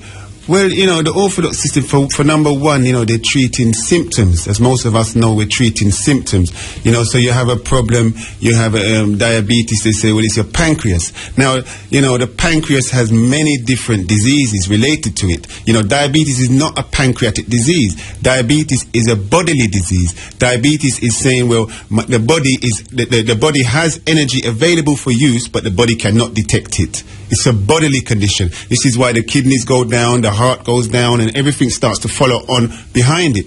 So holistic is the only health. But then one would say also diabetes, is it really a bodily condition? If we're going to walk with the premise that we just highlighted there, isn't it a mental issue? Isn't it a spiritual issue? Because for somebody to start putting poison in their mouth, this is self-inflicted, destruction. What happened to their spirit? Because now they're detached from their real food, which is what God prescribed for them. Then comes what happened to their mind. What type of mind walks into a shop and picks up destructive food and puts it on a plate and cooks it? What type of mind is this? You see, so you have a spiritual detachment first and foremost. Because when I say spiritual, I'm talking about your connection to nature. You see, now nature would be the manifestation of the Creator, God, or whatever name we need to use. You see, so right there it stands. So many of us are going to church, but how many of us are spiritual? How many of us have that connection? You see, then what happened to our minds? Why did the school, why are we not learning about, listen, people go to school and, we got people graduating biology, chemistry and so forth, but they don't know how to care for themselves. Like, when it comes to food and diet. And exercise, they don't know how. So what's going on there? Because you're going to an institution that's teaching you about biology, which is the human body, but you don't know how to care for your own body. This is what I mean about it's non-holistic. Where is the disconnect? The disconnect is in the curriculum. The disconnect is in the we've been misinformed, undereducated, diseducated.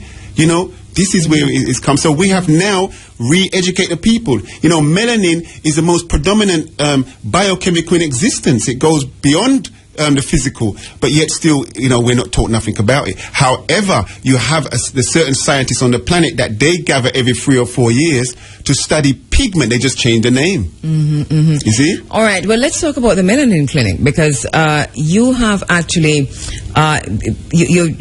I don't know if you're from England originally. Yes, I was born in England. All right, so you're born in England, and so you've come into Jamaica, and what you've done is to set up what you call a Melanin Clinic. I mean, you could have called it anything else. That's right. Yes. But you chose to call it a Melanin Clinic. So that so melanin for you is how important is that? Right. It's a very profound reason why we've used this name, because melanin comes from the word melas, meaning black. Now, it's just a Greek word we're using to basically describe a dark pigment or a combination of all colors that is an organizer, the organizer behind the birth of the sun, coming down to the waters, into the earth, into the plant life, and into human beings. It is the thing that controls your spiritual, mental, emotional, and physical bodies. They in their books, they have this thing called the pineal gland. Then they talk about melatonin, and they talk about serotonin. Melatonin controls the daytime cycle. Serotonin controls, the other way around. Melatonin controls the nighttime cycle. Serotonin the daytime. So it's telling you right there that these hormones that are secreted from the pineal gland regulate the whole bodily system. So melanin is your first line of defense, and a black person who is ignorant of melanin is going to be exploited every single day, in and out.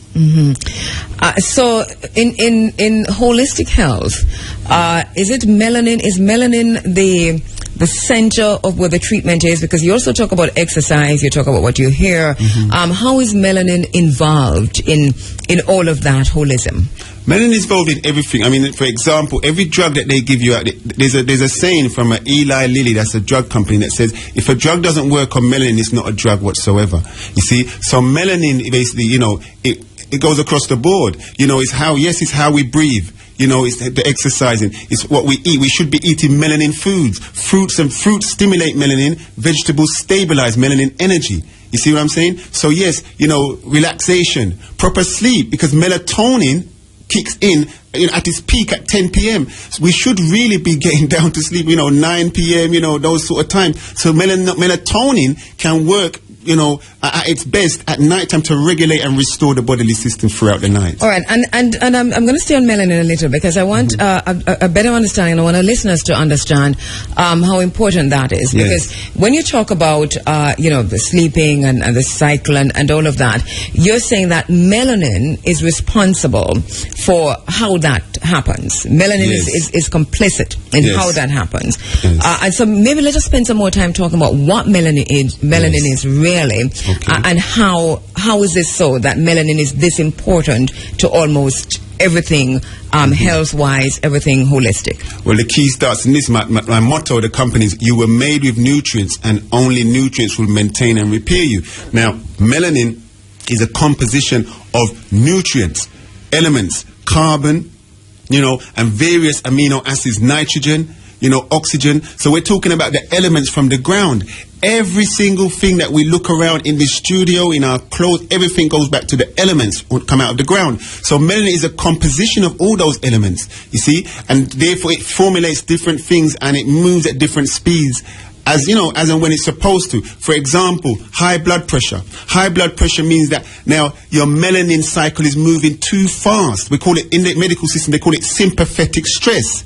If it's moving too slow, they call it parasympathetic stress. These are the Greek terms for it. You see what I'm saying? But simply saying you're burning too fast, and you can end up, your melanin can become insufficient in your body. If you burn it out, this is what's happening to most people who have high blood pressure for a long time. Then they can also get on the other side where it burns out. Now it becomes deficient. What we would call now, your melanin you're burning too slow. You can die from either way. You can die burning out fast and have a heart attack. You can just fade away slowly. All diseases are bipolar. You have two different wings to all disease. This goes back to the male and female principles of the universe. You see? So that's what melanin goes back to. The male and female principles of the universe. They will say centripetal and centrifugal, positive, negative, up, down, in, out, but it's male, and better still, it should be female and male. Female is the nighttime cycle, melatonin. Male is the daytime cycle, serotonin.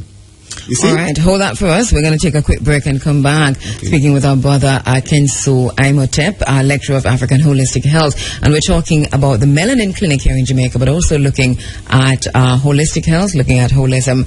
As he says, holism is the objective of the Melanin Clinic. Right back.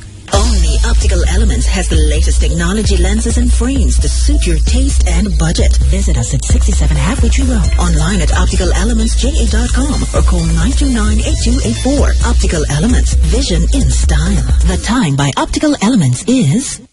Now, 2 minutes after 8 o'clock, you're inside of the Africa Forum. It's Running Africa, and we really wanted to open the phone lines, and we can still open the phone lines because, I know you can hear. You actually heard Senator Floyd Morris a while ago. That's right. Which is a very strange situation, and I'm not hearing anything. So we can open the phone lines because Kensu can actually take your calls, respond to them, and I'll just X myself out of that. Well, it's good. You're also a broadcaster. That's right. So you can certainly handle this. All right. Okay. So we're talking about the importance of melanin, and you're saying that melanin, at the end of the day, is a male and a female principle, which is a balance. Right, and that is life itself, simply said. You see, we've been taught that it's melanin. Most people know melanin as the pigment under the epidermis of the skin, the layer of the skin. But it's much more than that. It works in the brain. They have an area called the substantia nigra, black. And they have, it's in the reproductive system. Your pineal gland is closely related to the reproductive organs. So a person that is understimulated by sunlight, as most of us are growing up, is prone to reproductive issues as in adulthood, you see. So, it works in the digestive system. Many of us, you see, with digestive issues, ulcers, gastroenteritis, and all these issues because we are not working in accordance with who and what we are. All right, so what I'm going to do is open the phone lines to have our listeners talk to you directly, even while we interject in between. 974-5079, 5051, 5043, and 1-888-991-4152 are the numbers to call. We're taking your telephone calls because we think that you need to get your questions in on this one, and we don't have a whole lot of time. So we're opening the phone lines even while we talk to our brother Kensu Imhotep about the Melanin Clinic and the importance of melanin in holistic health. All right, let's go to the phone lines. Hello, caller, good morning. Greetings. All right, Hotep. Go ahead, Kensu. I'm not hearing. Am I clear? Yes, I can hear you. Go ahead. Okay. How detrimental is flesh eating to melanin in the human? Okay, right. Especially the black human. Right, yes. Well, it's very detrimental, in a nutshell, because, your body was not designed to consume flesh. This is the issue here. Our bodies were not designed to consume flesh. Various aspects. We can look from the stance, from our everyday activities, to how we hunt for food, to our digestive systems, to how we have to tenderize and prepare the food. So there's so much evidence to kind of conclude that our bodies were not designed as carnivorous beings. Yes? Now, flesh is an animal. You have animals and you have human animals. But they're all classified as animals. So if we're eating animals, then we now fit into the classification of cannibals. Okay? Because you're eating of your own kind. Yes. Yes, so it is very detrimental. It is flesh, all animal dead flesh is acidic. It's acidic, meaning that it's lacking in life. So when it goes into the body, it makes the body more acidic. Your body burns faster. It makes your organs erode faster. Every time you cook it, you have carcinogens. That's cancer-causing agents. You see? And then we put oil and we put all these other things in there to make it even worse. You understand what I'm saying? Doctor, you spoke about cooking just a while ago. What about that eating raw? Well, some people do. Right, some people do. But you see that again, it comes back to the acids in the meat is not speeding through our bodies quick enough. It doesn't speed through our bodies. But that is, if you're going to eat it, because in the decline of the African civilization, thousands of years ago, in the decline, yes, there was a small consumption of meat that took place, but it was eaten raw. But that's in the decline. You understand? When the culture was being deteriorated. Thank you very much. Okay, all right, thank you. Bless. All right, thank you, caller. We're still trying to sort out the issue that I'm having, and we're working on that seriously as we continue to take your telephone calls at 974-5079, 5051, 5043, and 1-888-991-4152. Those are the numbers to call, and we're taking them live on the program. Another quick break, and we'll be right back. Now, 7 minutes after 8 o'clock. When we lose our African connection, we lose our world connection. When we disconnect ourselves from Africa, we cease to be a world people. Without the African connection, we are a disjointed people begging for the entry into somebody else's house.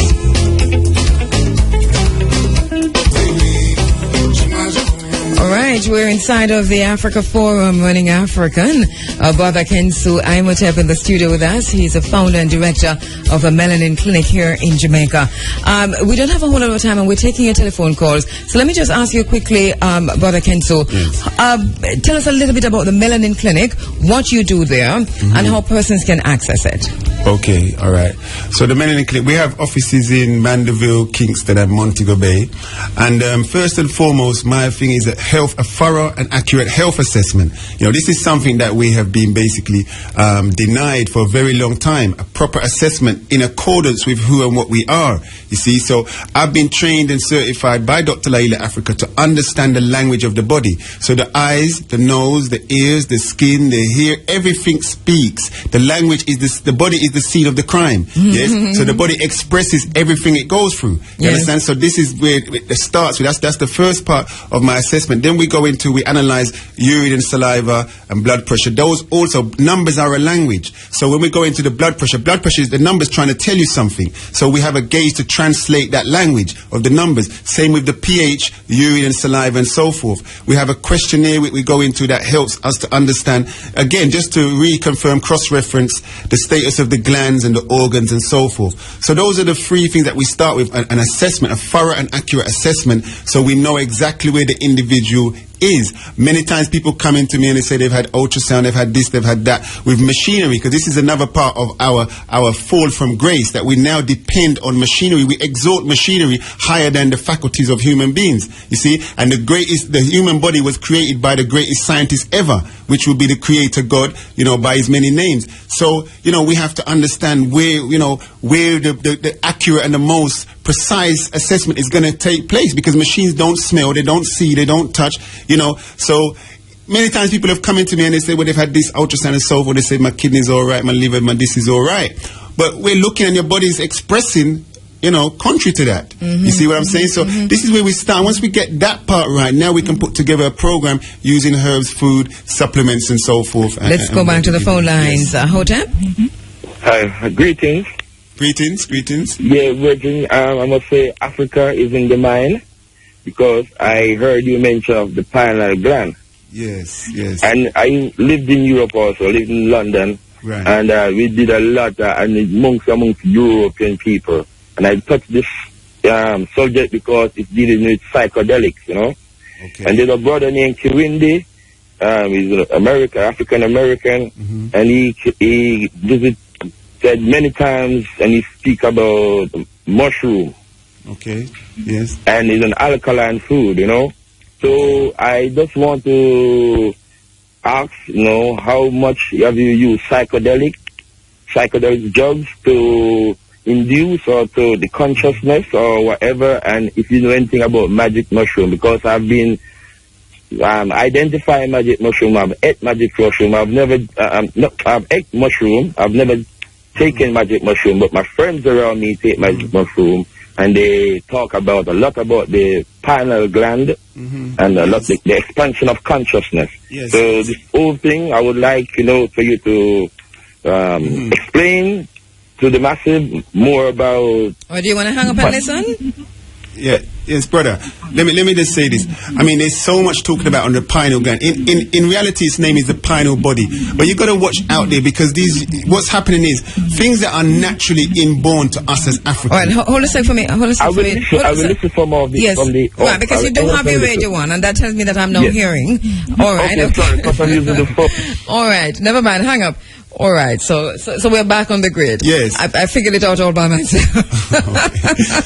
All right, go ahead, yes. Doc. Yeah. Right, so the pineal body. Now, we have a lot of European information out there because they are now excited by these, which they always get excited by things that are natural and normal to us. So you hear about psychedelic drugs and so forth, you know, and they talk about these properties within the pineal body and basically able to be stimulated, and then they move into drugs like ecstasy and so forth. But you have to really get back to the natural side of it where you just need to, you know, nourish your body naturally, you know, relax, get into your exercise, get plenty sunlight, fresh air, good water and so forth, you know, and allow the gland, and the sleep of course, and allow the gland to do what it needs to do, you know. But and you talk about the sleep, yes. so sleep is very important. Very important. What about lighting then? Yes, sunlight is, like I said, sunlight is very important. What about that bulb that you have there? Are you okay? Yeah, I'm only here for a short while, so I'm okay.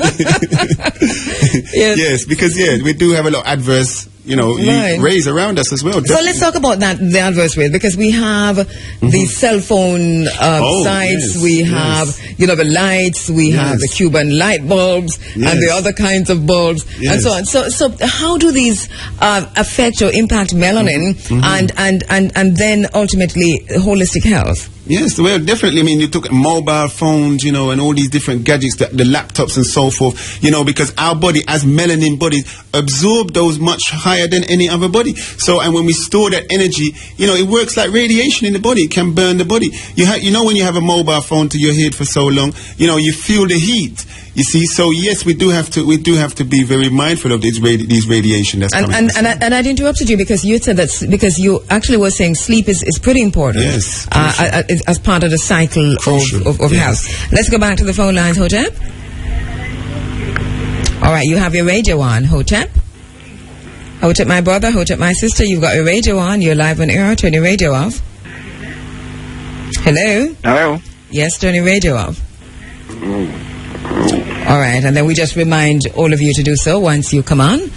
Turn your radio off because there is a delay system, so you're hearing us a little after we have spoken, and that is confusing. Are you back with us, my brother? Hello? My brother, are you back with us? No? Hello? Hello. Yes, go right ahead. Yes, Hotep. Doc, discussing eating meat. I know in some cultures they let the meat decompose. Do you have an opinion on that? The value or minuses on that? They allow the meat to decompose. Yeah. For 2 to 3 days before they consume it. Yes, I've heard that. And do they cook the meat? Are you talking about cooking it after? No. It's the thing about eating raw. Yes. And but not straight raw. There's a certain level of decomposing to take place. You have people in Jamaica eating meat raw. Pardon? You have people in Jamaica I've met personally eat meat raw. Now, you know, as I was saying about understanding the language of the body, you know, those people, I offered them a free health assessment to see, so we can get the results of, you know, of the effects of what they're doing. You see, it hasn't been taken up. But, you know, from what I saw, the meat, you know, their diet was destroying them. You see, because what I'm saying is that the body is not made. You're not a carnivorous animal. Human beings are not. I accept that. You know, I just want an opinion on the decomposing element of it. Okay, right. Yes, I mean, you see, to eat the meat and have the enzymes, the fresh enzymes. Yes, live enzymes would be better for digestion. Would be better for digestion. You see, so you're saying the enzymes are not live if it started to decompose? No, they start to die off. Yeah, but what other elements come into play in a decomposer? I mean, some sort of a bacteria or whatever it is, or different type of enzyme. Well, it starts to mold. Yes, it starts to mold and move into its next stage of life, if you like. Yes, it starts to mold and move to its next But you're aware that in some cultures, we're not just talking about Jamaica now, some cultures elsewhere in the world, that they do that. They eat what, raw meat? No, they decompose meat. Yes. Uncooked, decomposing. Yes. How much of their diet? Touch. Sorry. Touch. That's the Jamaican term. Because we were talking about decompose, and all of us, I mean, most people don't say touch. All right, so... Okay. So how much of their diet would be, at that level? That's what. How much of their diet would they eat in that way? This is the question. No, I don't have an assessment of that. No. Yes. My brother, it's a big thing in Jamaica. In a meal, if they do that. He's so right. It's a big thing in Jamaica, especially with pork. A lot of people want them pork touch. It is what it is, and it can't be good. All right. Thank you, my brother. All right. Good. Yes. That can't be good. No, man, that can't be that good. I've seen the results of that. Okay. Yes. I've seen the results. What's the result of that? The results of that is, inflammation, infection in the vessels, the circulatory system, liver damage, kidney stress, these are the things that are expressed from the face. Yes. Okay. Yes. Okay. And I did offer these people a free health assessment. It wasn't taken up. Yes. I can understand why you want a man to come out of his comfort zone. Now he's going to work. All right, let's go back to the phone lines. Hotep, my brother, go ahead. Doc. Yes, greetings. Yeah, man, greetings to you. I'd like to ask you something. Oftentimes I hear in the medical system, doctors usually say that we, as human beings, born with cancer cells. Born with cancer cells, okay. Yeah, they say that cancer is a natural cell. That is. Yes. I would like you to say, yes, all right. Explain what they mean there, because if the cell is cancer, and cancer is a bad thing, who can be born with cancer cell? And they say sinus is also a natural cell that is developed. And you as a man that study original medicine, health from Africa, should know. How would you explain that? All right. Cancer, look, it's first, see, with many things we use, and this is another point I want to highlight, these Greek terms, we're all buried under Greek terms. We are Africans buried under a Greek health system. Cancer, really, when it gets down to it, is a conglomeration of various conditions in the body. When your cells lose up to 60% of their oxygen level, now this you're having what they call cancer.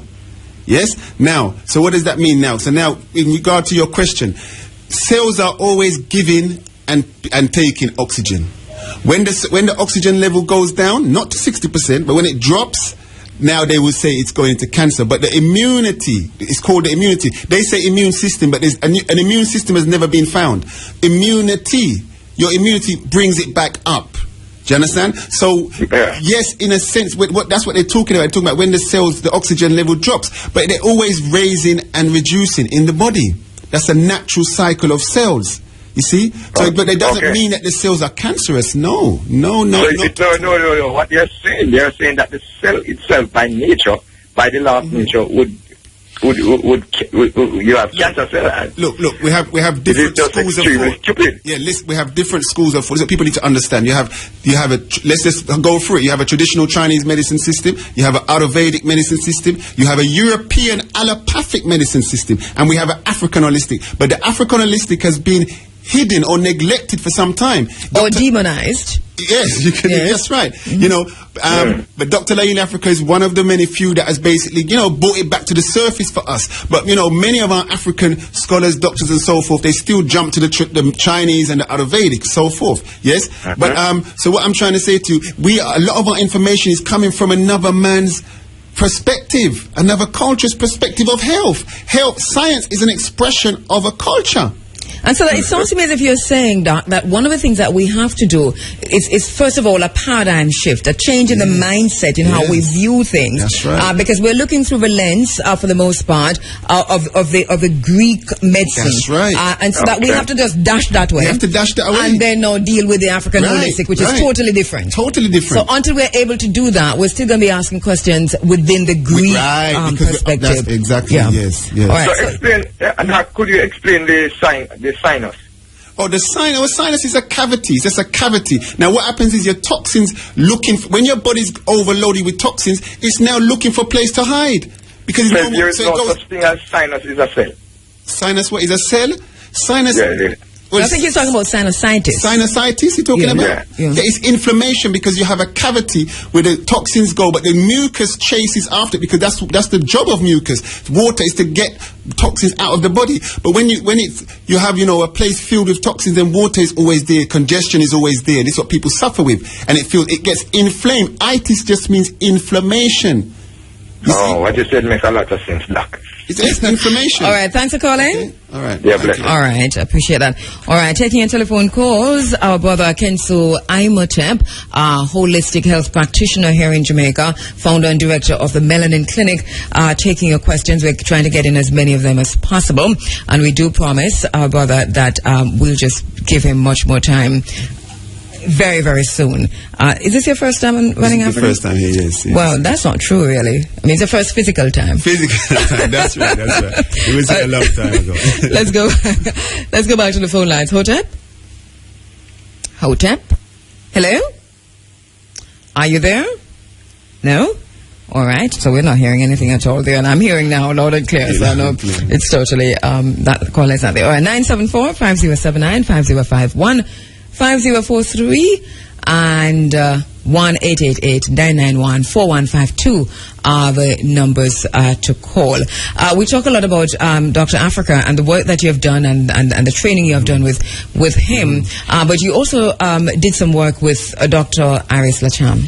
Well, yes, it wasn't much work as such, but he did trigger all of this. Okay. Because in a visit, I spent a few hours with him, let's say 24 hours, and he really, yes, triggered a life-changing experience for me. And for persons who do not know, Dr. Iris Lacham, health food, raw food specialist. Food scientist. Yes, food scientist, that's true. Yes. All right, let's go back to the phone lines. Hotep? Hello. Oh, Hotep, welcome to the program. Oh, thank you. It's my first time in RFM. Oh, wow. But, special welcome. I listen to this program every Sunday. Special. And it's very interesting. But what I want to know, I'm a Seventh Adventist, and a lot of what the doctor is speaking about with health and food, we have that knowledge, but what I want, is there any books out that I can get?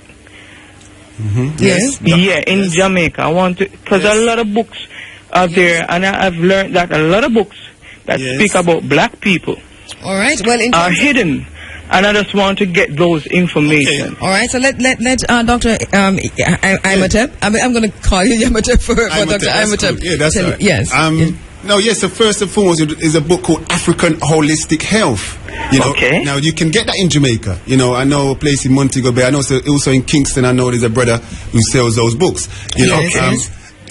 African Holistic Health. You can also get Nutricide. Now, these are powerful books. These are good starting point, where I would definitely direct you towards. African Holistic Health, written by Dr. Laila Africa. Nutricide, also written by Dr. Africa. There's other books out there, but I'm an advocate of African Holistic Health. So, that's my vein right there.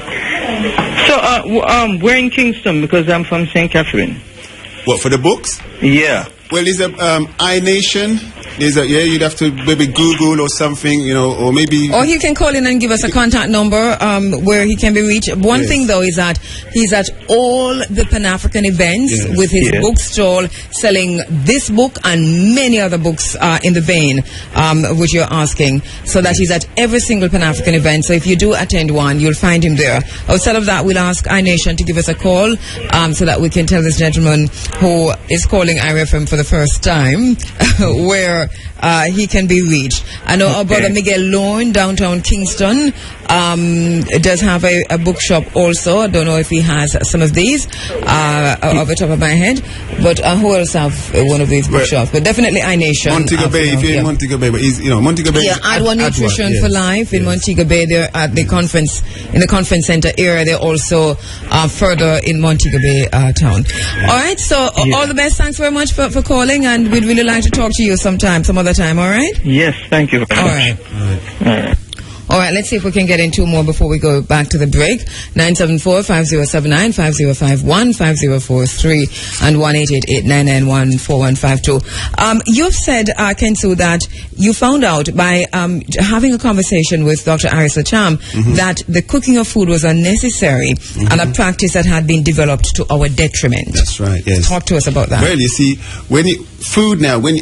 food basically is prepared, you could use the word cooked by the elements, the 4 elements, the wind, the water, the earth and the sun most of all. The sun cooks the food in its growth process. If you want water, you got the rain. If you want a pot, you got the earth. You want the wind, you get oxygen and you got the fire. So when you get the food now and you go and put it in the fire, you're cooking the sun out of the food. You see, and this is what I learned. I realized that, whoa, not only, so many other fallacies I had undone at that time to reach to that point and to realize that this is a great big fallacy that we're subscribing to. So you yourself, you no longer cook for your own consumption? I don't consume cooked food. Right. So how do you eat?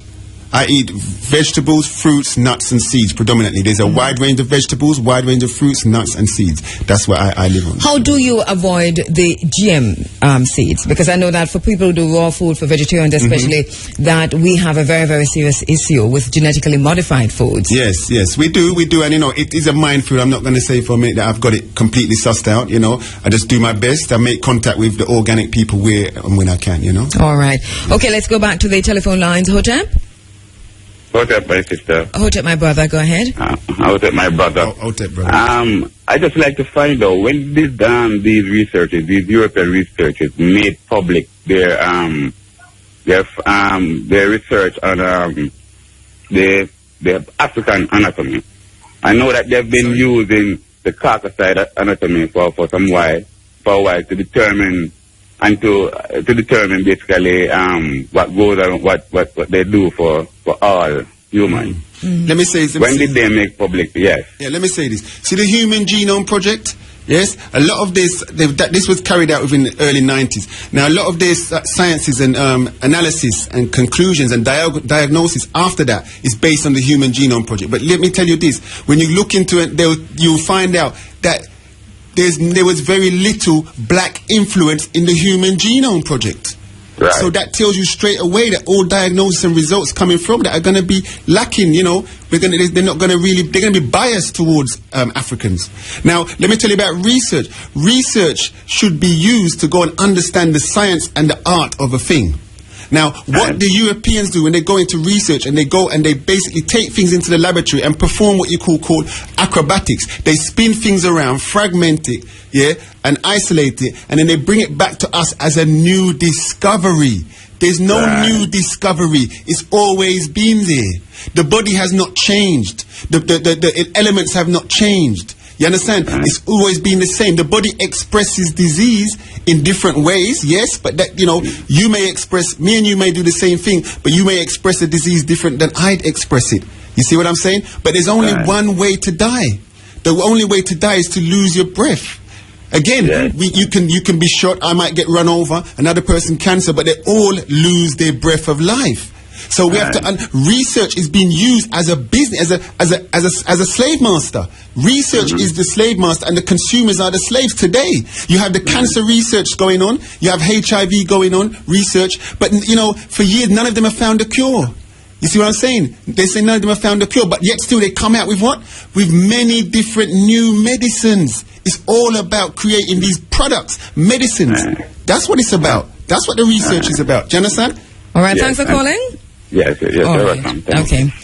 All right, and that is why we probably have to pay more attention to people like the work that Dr. Sebi is doing in Honduras, and also the work from Alai Africa and yourself. That's right. When I see Keanu between Keanu and the MVP Track Club tweeting that Shelley Fraser Price has withdrawn from a Diamond League. That's the news you're taking to me, producer? All right, because I've got it. Because I got it on Twitter. All right. Right, so the MVP Track Club is tweeting that Shelley Fraser Price has withdrawn from a Diamond League in Shanghai as she aggravated a leg issue. All right, so we'll hear more from Roger in a little while. All right, quick break. We'll be right back. Now 8:35, and just pushing back our program just a few minutes. So my sister Barbara Blake Hannah was scheduled for right now, so we're pushing her back until 9 o'clock. Thank you, Barbs, for understanding. And then right after that, we'll speak with the principal of the Taki High School and also Julian Silvera, the Member of Parliament for Western St. Mary, about the Labor Day plans for Taki High School on the 23rd, Labor Day. RFM, of course, a part of all of that. All right, we're back with you inside of the Africa Forum, Running Africa, and in the final few minutes of the program, we're going to go straight to the phone lines to take your telephone calls for our brother Kensu Imhotep. He is a lecturer of African Holistic Health. He's a founder and director of the Melanin Clinic here in Jamaica. Was trained under the eminent and the great Laila O. Africa, and has been practicing in Jamaica for how long now?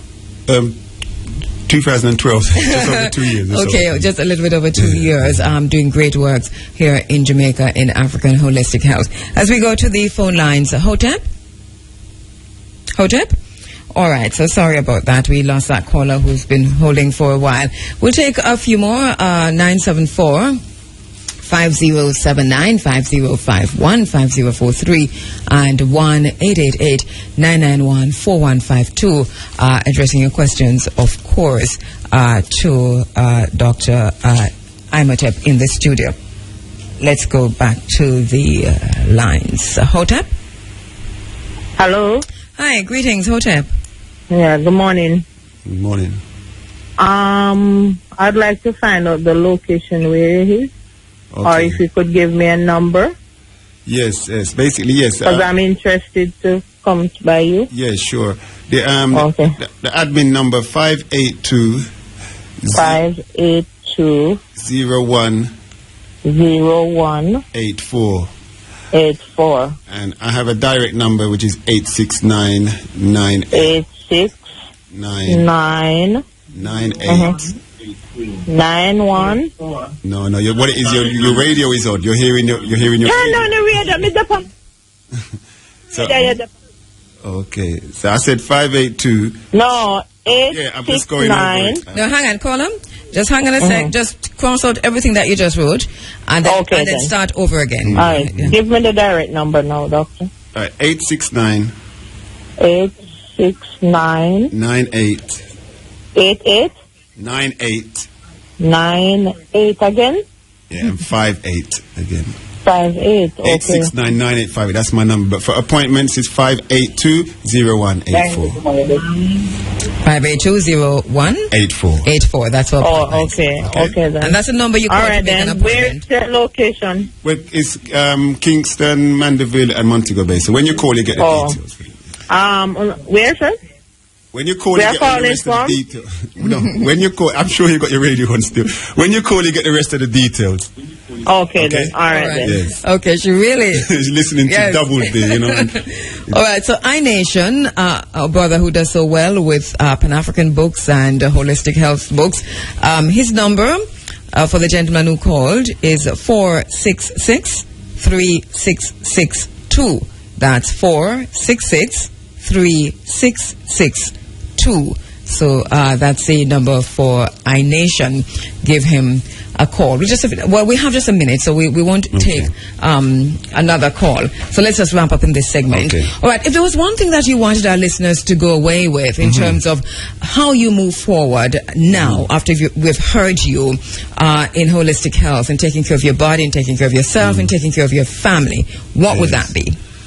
Well, you see, for you to understand really what true health is, and that's so wide. But one thing I will say is that the spiritual disconnection has caused us to have too much faith in drugs. People, and this word I heard the other day, best drugs. Like we want to go foreign or we want to go Kingston, we get better drugs. How can you have best drugs? Yes. Drugs are drugs. And I think that's the point that I'm trying to, send across the airwaves these days, that we need to understand that drugs were never prescribed to heal us. I don't know a drug was healed anybody. You can come and tell me, but all drugs are foreign to the body, so they will deplete nutrients from the body and cause they can transfer the illness, but they don't remove the illness. So that's the main thing people need to understand, is where to go for healing, where to go. And that's a journey in itself, that's an education in itself. All right, and how do you begin the journey, at least beginning right now? For somebody who listened and said, wow, I need to start this journey. Yes. Obviously it starts in the mind, but... Right. Well, as the word doctor, the true meaning of the word doctor is teacher. From the word dokir means teacher. So I would definitely encourage you, come and sit with us. Come and sit with us, and we teach. That's the first thing we do. We teach. It's not just about testing and stuff. We like to give information and to raise an individual so they can take the health care back into their own hands. Okay, so come and sup with us. So for guidance as to how you can start off, okay, because you have already made the decision that I need to make this change. Yes. They can come call you. They can call me, or they can go on talk to you. Yes, on my website I have an ebook, a free ebook for those who you go to www.Melanin Clinic. That's MELANIN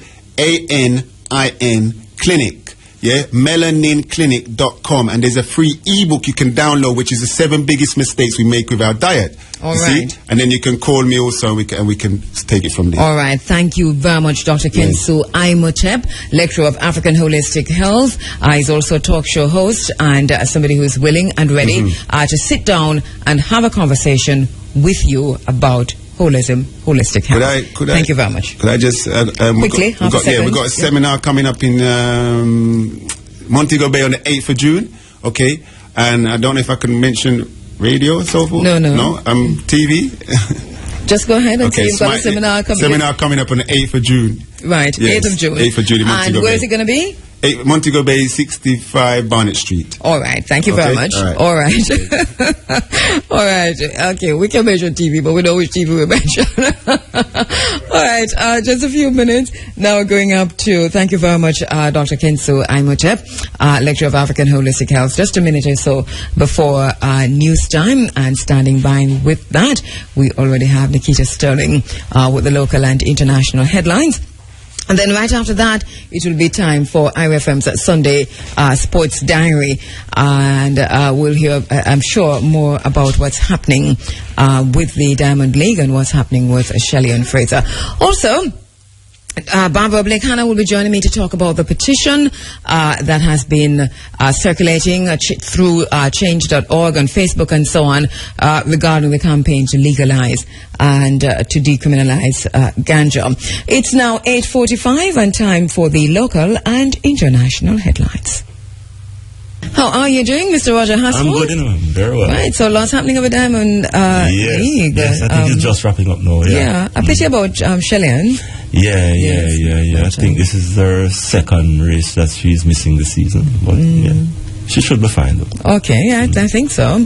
And Johan Blake didn't.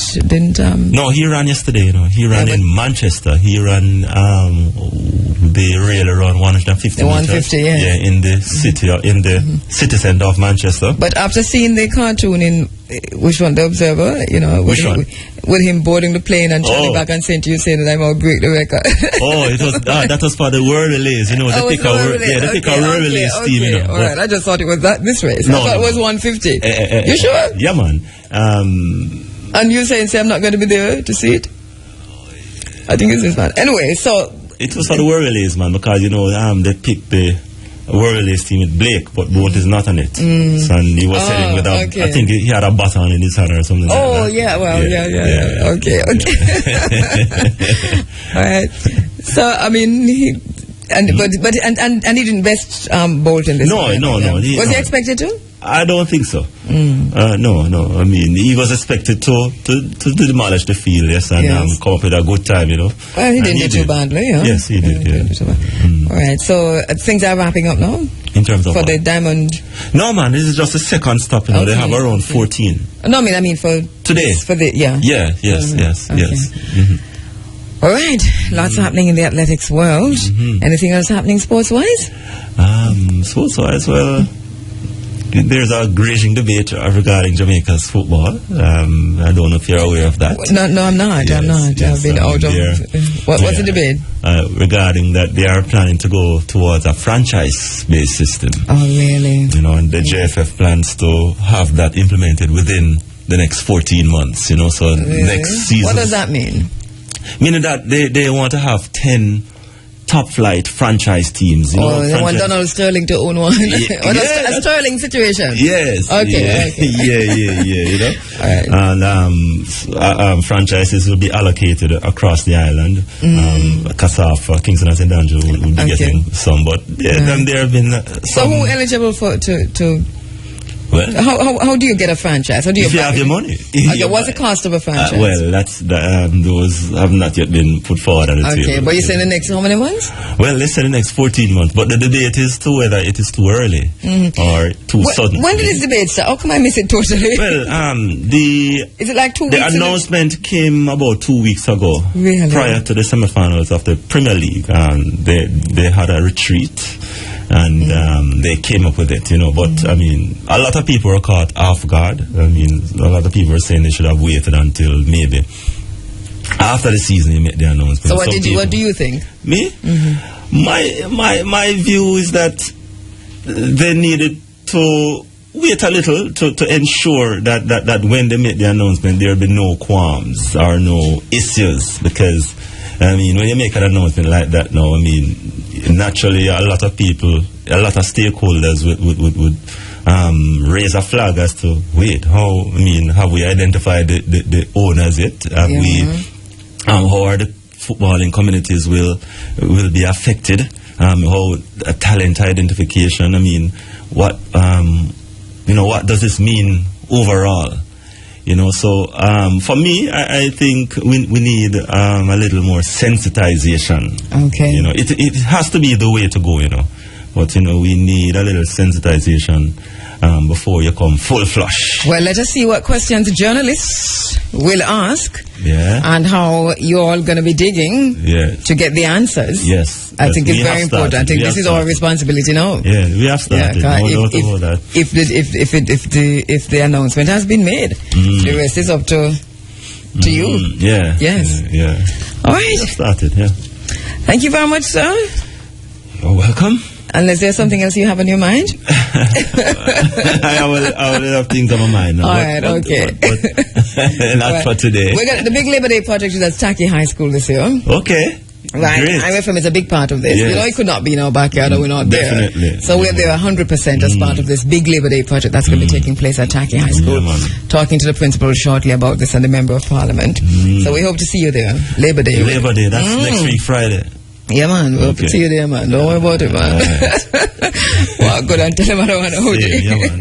All right. You're inside of the Africa Forum, Running African.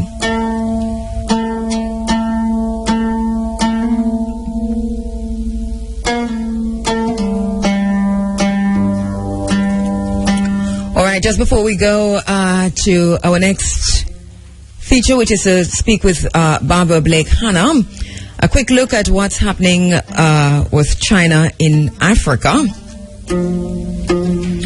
All right, in Kenya, China Road and Bridge Corporation, the contractor of the standard gauge railway line between Mombasa and Nairobi, says the project will create more than 30,000 jobs for Kenyan. The company says besides direct jobs from the 327 billion shillings infrastructure project, the largest ever undertaken in Kenya, there is potential to the coming on board of about 13,000 new indirect jobs, largely through local firms, expected to supply various inputs and services necessary for the venture.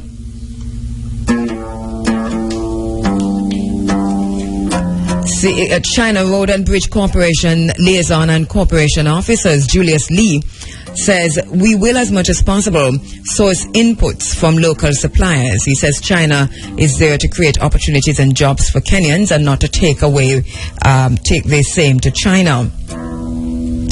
According to estimates by the Ministry of Transport and Infrastructure, the SGR, which will cover 609 kilometers of railway track in phase 1, is expected to spawn at least 60 new jobs per kilometer of track during the construction phase.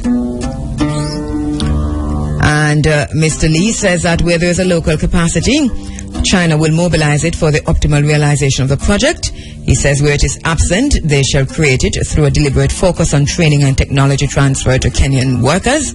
And that China's aim is to build a critical mass of bankable personnel with the requisite skills for constructing, maintaining and operating a modern railway service in Kenya. He said currently there are 85 Chinese employees working in the China Road and Bridge Corporation Kenya office, together with 1,582 local employees, and that the local employees accounted for a significant 95% of the total number of staff. Local employees are largely engaged in equipment operation, equipment in survey and equipment maintenance, and project management, among others. But we're hearing some rumbles in Kenya about that, and not everyone is happy with the way things are turning out with that China Road and Bridge Corporation and the building of that bridge from Mombasa, between Mombasa and Nairobi.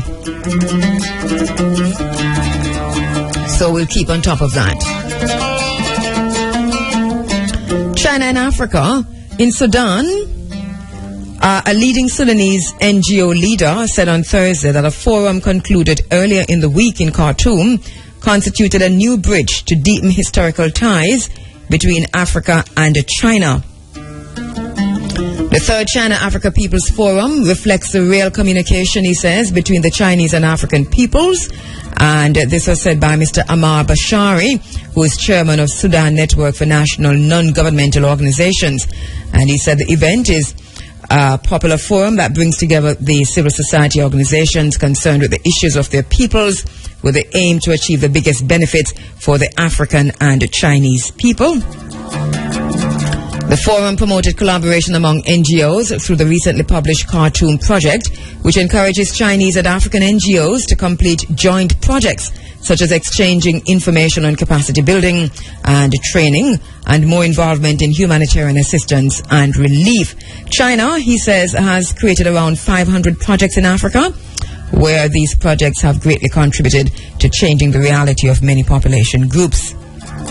Mr. Bashari said the lessons learned from China's recent strides in economic development could benefit Africa, and Africa is indeed reaching out. More than 400 delegates from China and 27 African countries attended the two-day forum, which concluded in Khartoum last Tuesday. The first China-African People's Forum, you might recall, was held in Nairobi, Kenya in August 2011. The second was held in Suzhou in China in 2012, and now this is the third. China is going full speed ahead in almost, if not all, countries on the continent of Africa.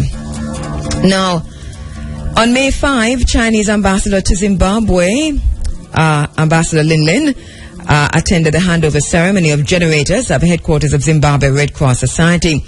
And so they handed over generators to primary and secondary schools, and that took place in Zimbabwe. Zimbabwe also forging serious ties with China. In the Seychelles, on May 12th, Chinese ambassador to Seychelles had a meeting with Seychelles Education Minister Mondon, after hearing the reports of the 4 Chinese teachers on the status quo of Chinese teaching in Seychelles and UNICE Confucius Institute. The two sides had a detailed discussion on how to promote the Chinese language and Chinese language teaching in Seychelles. Here in Jamaica, we also have a Confucius Institute where Chinese is being taught. We still maintain that as we have a Confucius Institute, and I say keep the Confucius Institute, that one of our priorities should be also a Marcus Garvey Institute, Mwalimu Marcus Messiah Garvey Institute on the university campus. We think it should be there. We also believe that if you don't call it that, you call it an African institute. You teach at least an African language or two. We have been talking about that for many, many moons. We're hearing some rumblings which indicate that at least might be, is, or might be considered. Don't know. We still wait. In Nigeria, Nigeria's main opposition party, the All Progressive Congress, has said it welcomed the offer of assistance by China and other countries to help find the schoolgirls abducted in Chibok, Borno on April 14. The support being offered by China and other countries and other organizations confirmed what the party says is a war against terrorism, that the war against terrorism is a global battle. It is also a Cold War that is being fought in Africa, and Nigeria is ground zero right now. In Ethiopia, and this is big news coming out of Ethiopia. This is big news, and this is just one of the many, many things happening in Ethiopia in their partnership with China. You know, we could be here all day now because talking about China and Africa, but we have just 2 to go. All right. The first overseas electric railway built to Chinese standards started having its tracks laid on Thursday in Dire Dawa, an eastern city of Ethiopia. And this is according to China's railway authorities. The railway, which will stretch 700 kilometers linking Ethiopian capital Addis Ababa with Djibouti's capital Djibouti, is expected to be completed by the end of 2015. And the investment in that is a total of $4 billion with a B US dollars. An inland country, Ethiopia depends on imports and exports on the port of Djibouti. It takes around 1 week for cargo to be transported between Djibouti and Addis Ababa by road. According to the Ethiopia Railway Corporation, the railway, once in operation, will reduce the traveling time to 7 or 8 hours. So moving it from over a week to 7 or 8 hours once this railway track is built. And it also says that the railway will cut transportation costs. The train will run at a speed of 120 kilometers per hour, the fastest ever in Ethiopian railway history. And Yon Lee, who is the general manager of China's Civil Engineering Construction Corporation, one of 2 major constructors, said that the track laying marks an important construction stage of the Ethiopia-Djibouti railway. Yon said the railway will follow Chinese standards as tracks, trains and signal systems are all made in China, and that the whole process, ranging from design, from construction to supervision, will be run by Chinese companies. We're keeping a close eye on that. The construction is the second transnational railway to be built by Chinese enterprises after the landmark Tanzania-Zambia construction in the 1970s. And let us just quickly go to Zambia. On the 7th of May 2014, Mr. Zhu Yaoshao, and I think I'm getting that right, the Chinese ambassador to Zambia, together with Mr. Pan Kinjung, the political counselor, Mr. Chai Jingxing, the economic and commercial counselor of the Chinese embassy, visited the Lafarge Zambia plant in Lusaka. And we understand that there are talks there for a tripartite cooperation of Chinese, French and Zambian companies in a food plant for its high standard of work safety and environment protection. These are some of the issues that they're looking at. And one of the ambassador to Zambia actually talked about, the Chinese ambassador to Zambia actually talked about how happy he was that a lot of Chinese companies in Zambia are enjoying good business and good business relations with the plants, and that he hopes the 2 sides could learn from each other and work together for social and economic development of Zambia. So that is China and Africa. It's a segment which we're going to be as faithful to as we are allowed to be so. Looking at China in Africa, sometimes we'll just read the news, other times we'll comment, other times we'll conduct interviews. And this is just some of what's happening on the continent of Africa. So while we talk, and while we debate, and while we discuss, and talk about whether or not reparations is needed, reparations is necessary, China is working. Sorry, China is working. I could not resist. I'm sorry, I couldn't resist that. All right, quick break. I will be right back.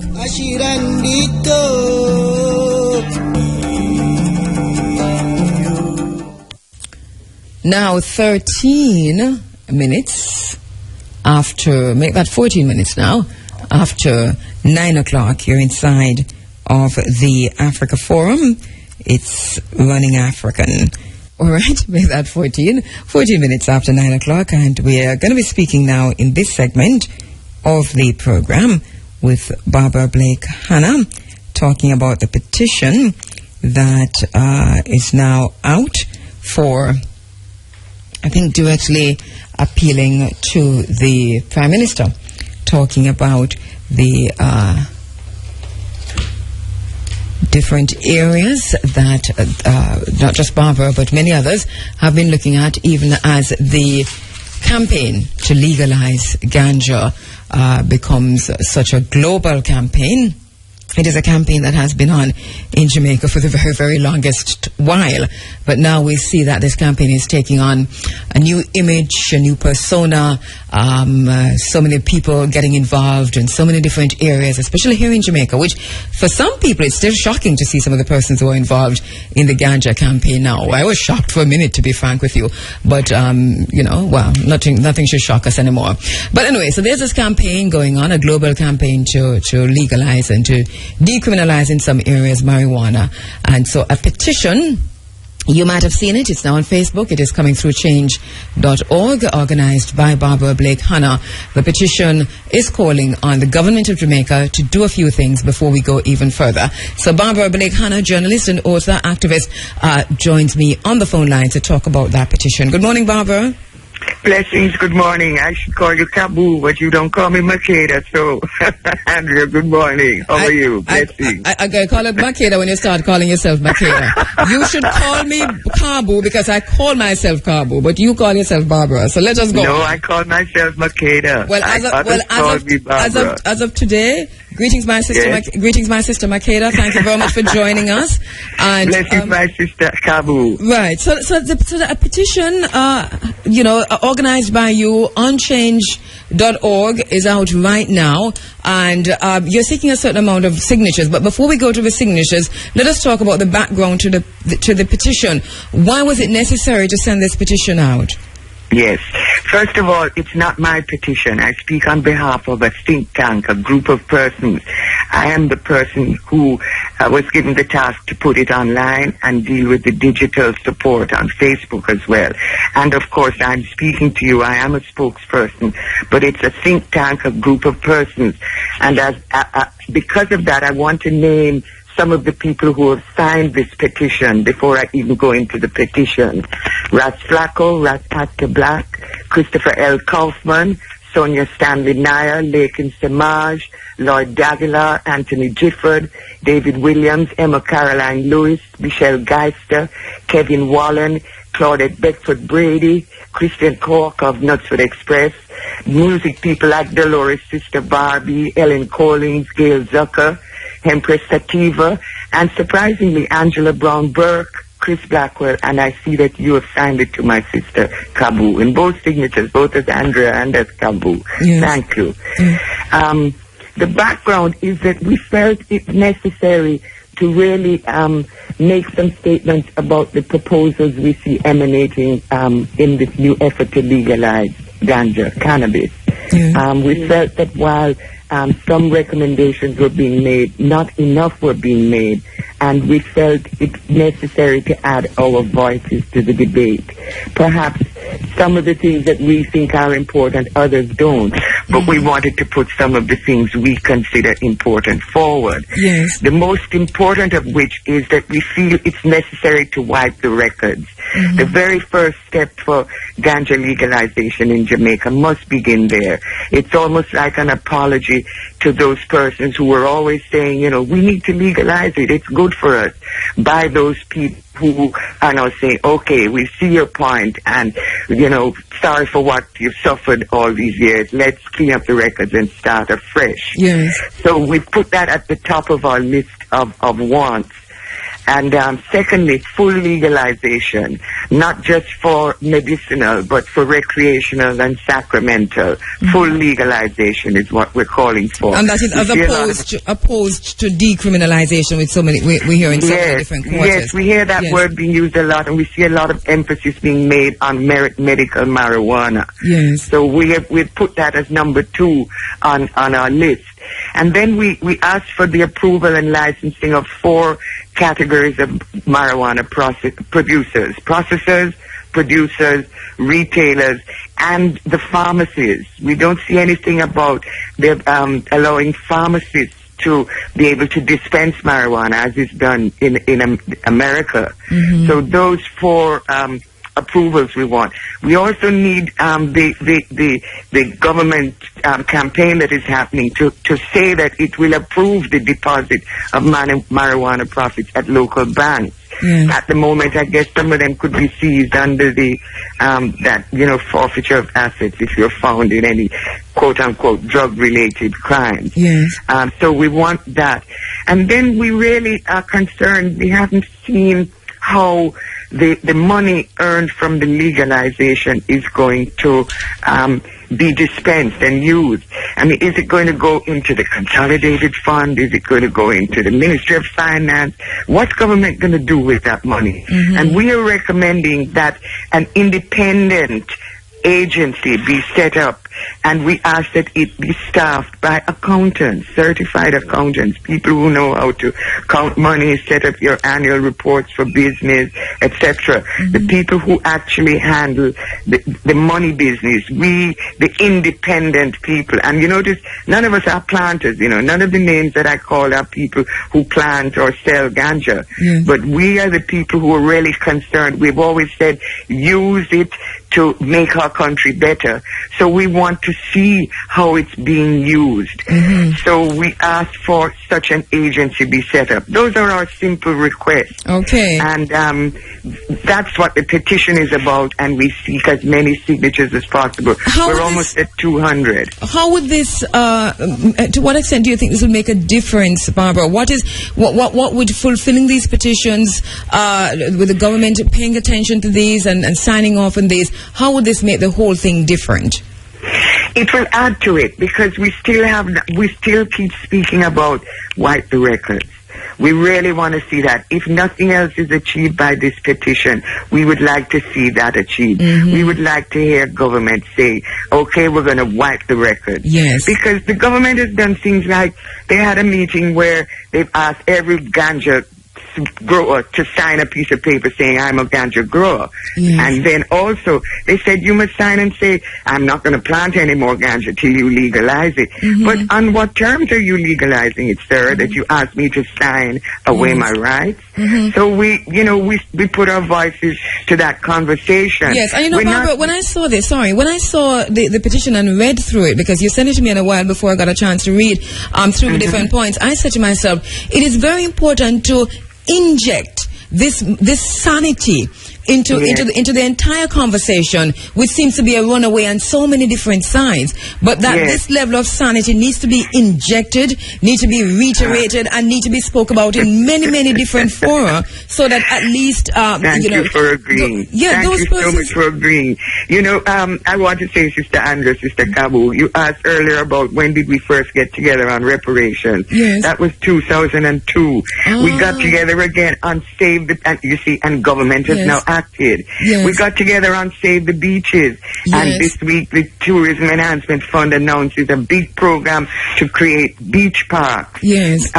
all around, recognizing the recent activism of people calling for our beaches. Yes. So here we are, another group of persons. There's no aggression and animosity in this. We are Jamaicans in a democratic country who have a right to let our voices be heard. Yes. So we are letting our voices be heard.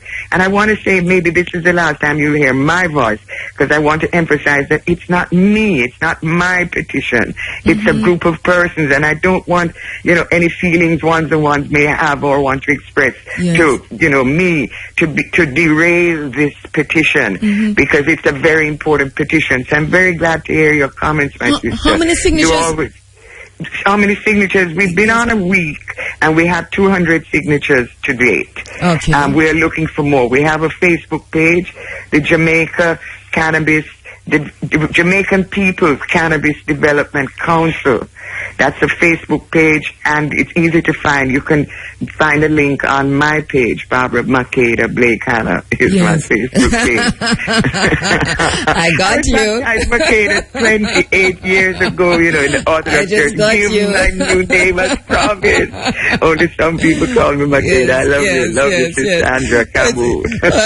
Never mind. Okay. But listen. So this is where we are. So we really first say wipe the records. We want to hear some sound on that.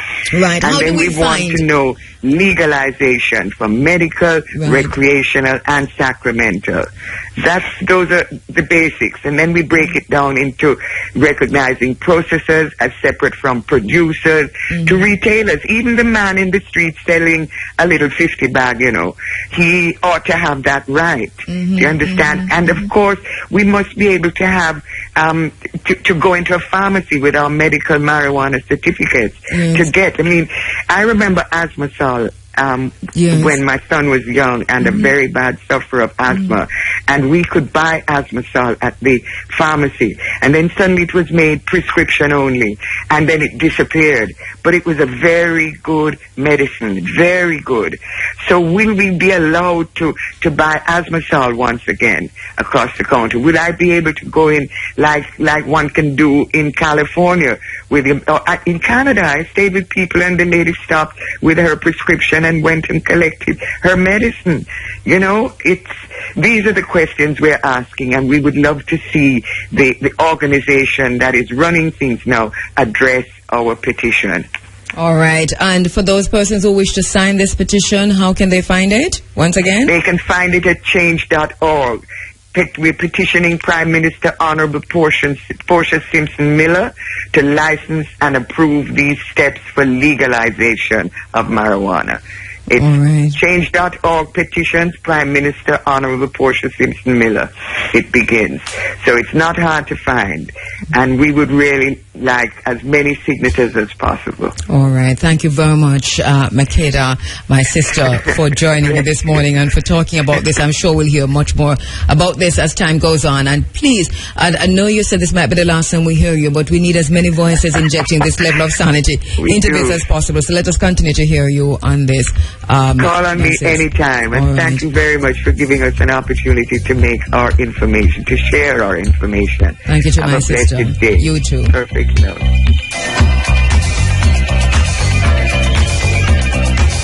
And by the way, just quickly, you might have heard by now that South Africa has had its elections, and the ruling African National Congress is back in power. And what is interesting about the South African elections, though, is the Malema, Joseph Malema's party, did very well in that election. We're not hearing much about it, but I think we should stop and look at how Joseph Malema, his party, was it the EFF? It was formed less than a year ago. As you recall, Malema was expelled from the former ANC youth, as a former ANC youth leader, and he really had an impressive showing in the elections, dislodging the DA as a main opposition party in the legislatures of two provinces, Limpopo and Northwest. So the EFF could play a major role in South African politics in the coming years, and we're paying some attention to that. It really has some serious appeal among persons who are disillusioned with the ANC, among some young people who feel excluded from the gains of independence, and among, those who are disaffected with the black majority rule in South Africa. So, Joseph Malema, the ANC won 249 seats. The DA 189 seats, followed by the ANC's fireman Julius Malema's Economic Freedom Front with 25 seats. Now, that makes a lot of sense. So we're watching what's happening in South Africa. We're watching this very, very closely because this is just the first showing. And we always did say that Joseph Malema is a force to be reckoned with in South Africa. All right, prophetic Peter Tosh there with Buckingham Palace. As we move now to the next segment of our program, I'm going to be talking about the Labor Day project at Taki High School right after this. All right, we're back with you inside of the Africa Forum, Running African, and we're joined in the studio now by the Member of Parliament for Western St. Mary, Julian Silvera, and the Principal of Taki High School, Mr. Errol Basco. Gentlemen, good morning and welcome to the Africa Forum once again. Good morning. To both of you, actually. We have met under all kinds of circumstances. And Julian, welcome to the family, because we've been meeting under very, very good circumstances. This was not so cool, but we'll talk about it a little bit. Mr. Basco, quickly before we talk about the fire and so on, last time you were here, we talked about how well some of your students were doing, especially one in particular, two sisters in particular. How are they doing? They're doing fine. One is at sixth form at St. Mary. Brilliant, yes. The other is working at Jamaica National in Gale. All right, okay. So, good news so far on both of them. And it's a shame what has happened at Taki High School. For persons who do not know, fire destroyed sections of a school. Was it 2 weeks ago? Just about 2 weeks ago. Investigations are underway. We won't talk much about that right now, but can you tell us how far the investigations are, sir?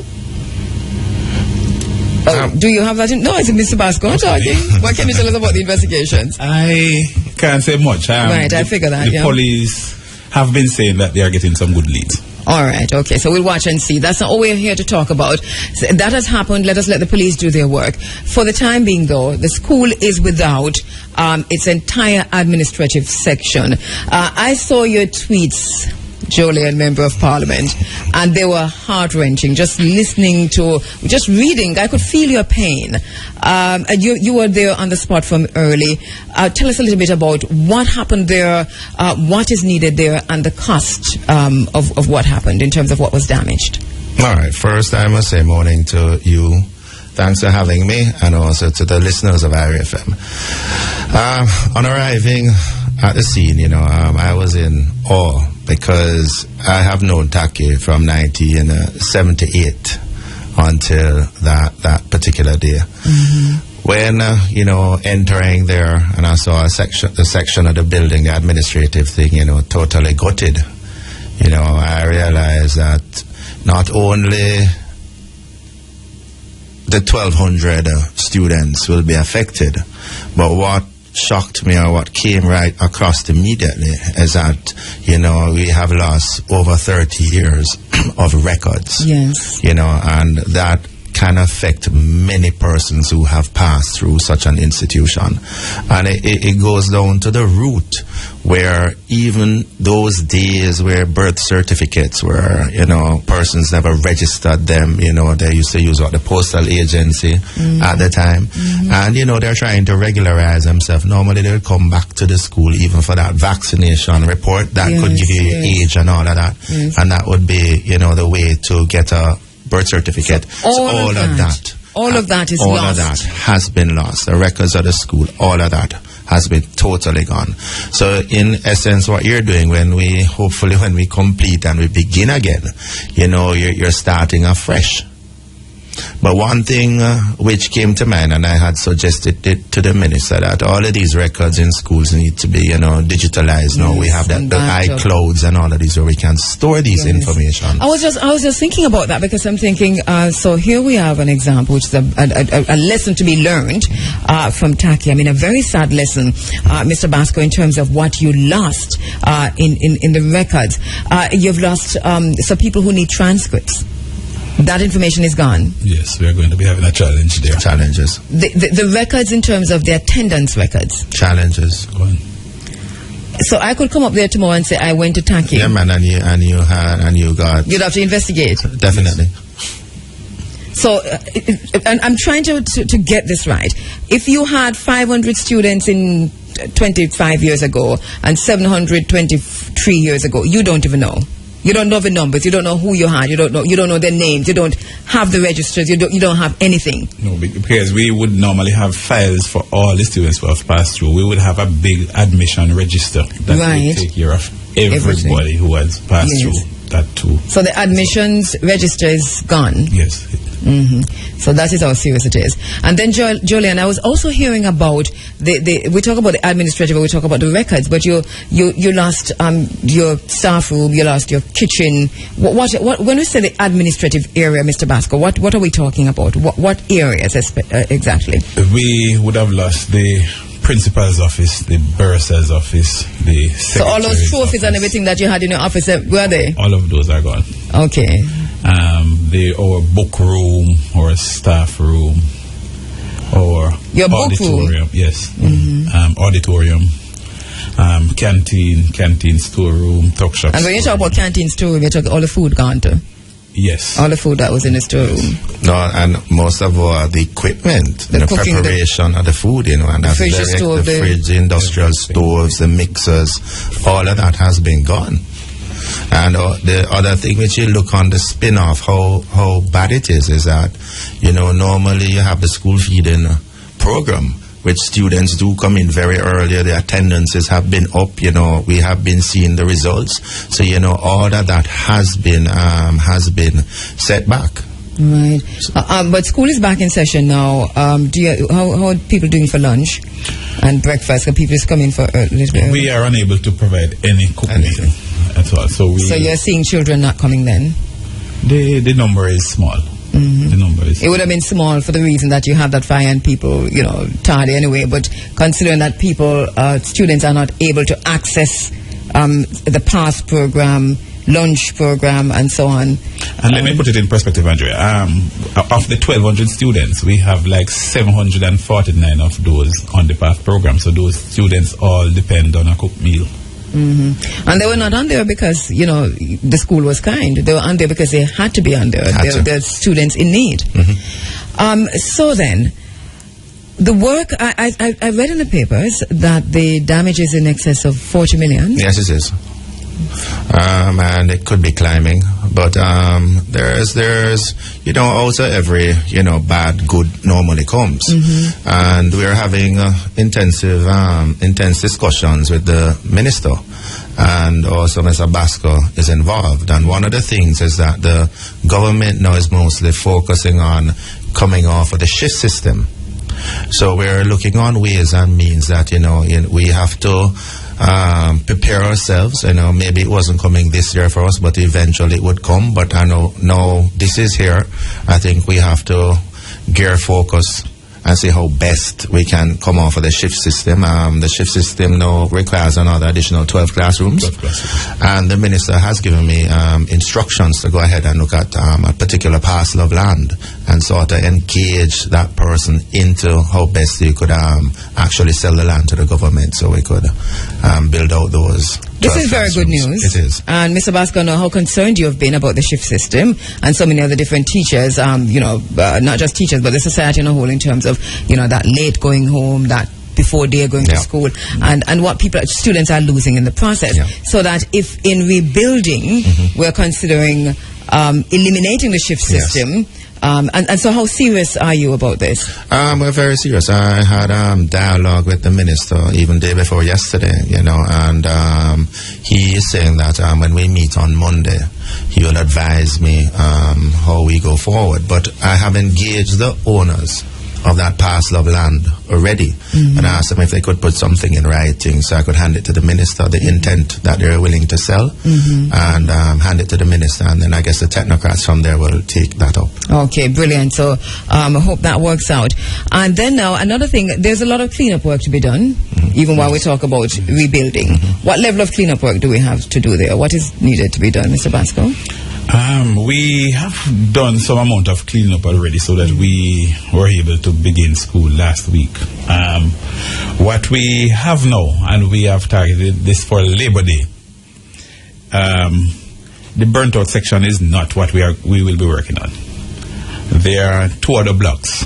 So we are still appealing to corporate Jamaica to come in and look and see. Sometimes when you see it with the naked eyes, it tends to lend more support. So with 2 other blocks, what's the work there that needs to be done? More so painting. So we are going all out to see how much of the 20 other classrooms we can paint for Labor Day. And power wash and so on. Power wash, and painting. Plumbing work. Right. We're doing some renovation to some whiteboard that we have there, some amount of electrical work. You know, we had no electricity because of the fire. That went as well. So we will be building that stand to take a new meter, so we can go operational again electricity-wise.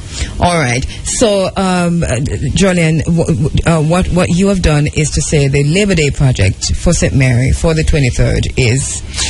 No, what I have done, you have to realize that the Labor Day projects are selected far in advance and based on the theme.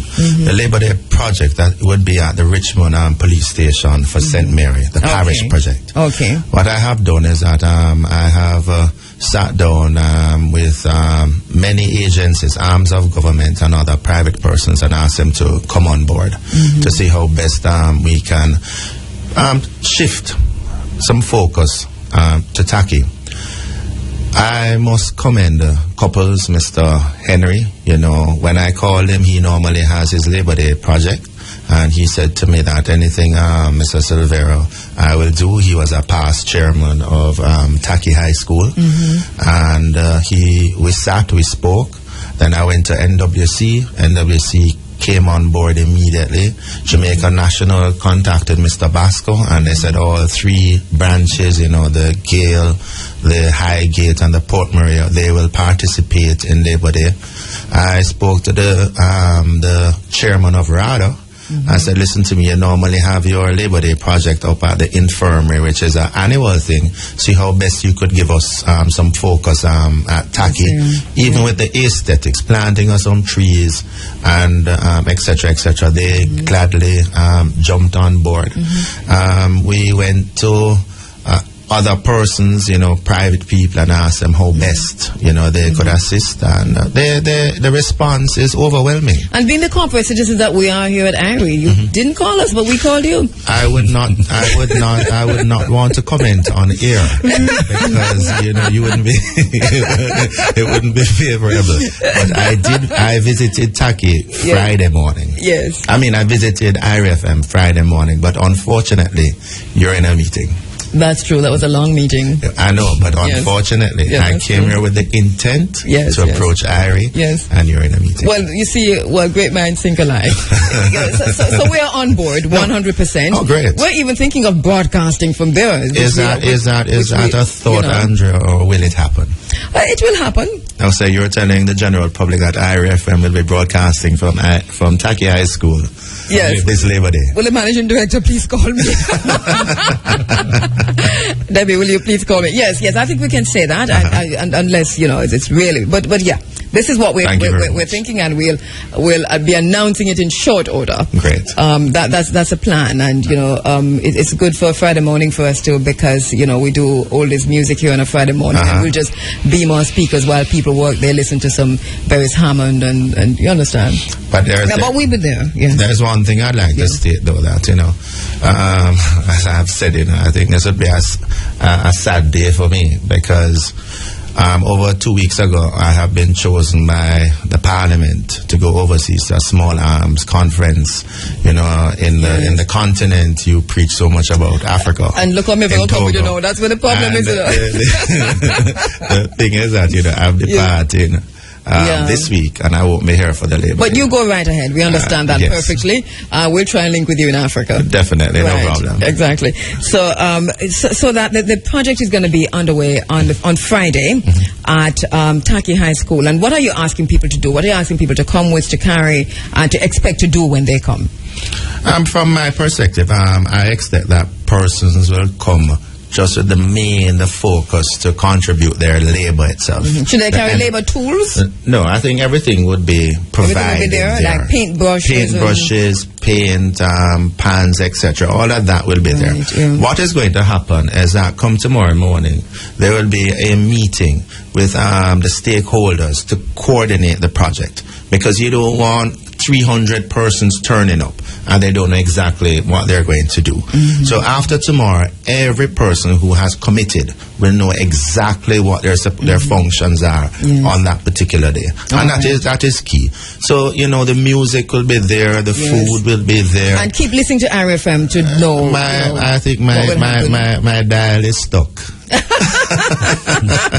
We're so happy when a member of parliament says that, Mr. Basco, because sometimes we talk to them directly, All right, so you don't need to take the tools. The paintbrush over there. Don't walk with your machine. No, you can walk. You're not discrediting anybody. All but right. the main you're planting focus, and so on, too, right? right? The main focus is that persons just come out, labor with love. And you're saying for food will be provided for people who are working? Everything will be there. I think, Mr. Basco, there is a agency who just called, so they will provide refreshments. Yes, we have Jamaica Beverages. Jamaica Beverages refreshment for everybody. All right, so Labor Day, which is May 23, which is Friday, we're all heading to Taki High School. Part of our responsibility is to help to rebuild that school after that serious tragedy. And right now, we're not concentrating on the area that was burnt out. That's going to take a whole other kind of work. But for now, it is the areas that are being used, how to ensure that they are more comfortable for students, more comfortable for teachers. Now that you have lost your staff room, where are the teachers? We had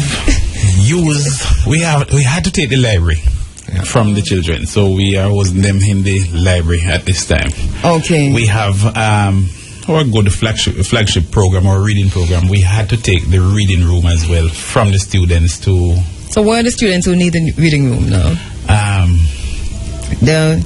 That is on hold as we speak, but we had to use that for the offices. Rosemary Green, there's no way I can answer the phone while I'm on air. All right? Okay, Rosie. All right. I think we're getting calls from people who want to participate in this, who want to be a part of this. All right. So the reading room, the students who are in the reading program are now being put on hold. Put on hold. It's sad. That's not good. Not good. No, it isn't good. I always try to look, to see how on a bright thing which comes out of it. And the only thing I can see, is the winding down of the school term. You understand? So therefore, I'm just hoping that the government will come in and will try immediately that when September comes, we'll see how best we can have some normality returning or resuming at Taki. All right. In the meantime, just to let our listeners know that one of the Labor Day projects for St. Mary is going to be at Taki High School. The other one, of course, is at the Richmond Police Station, which is national.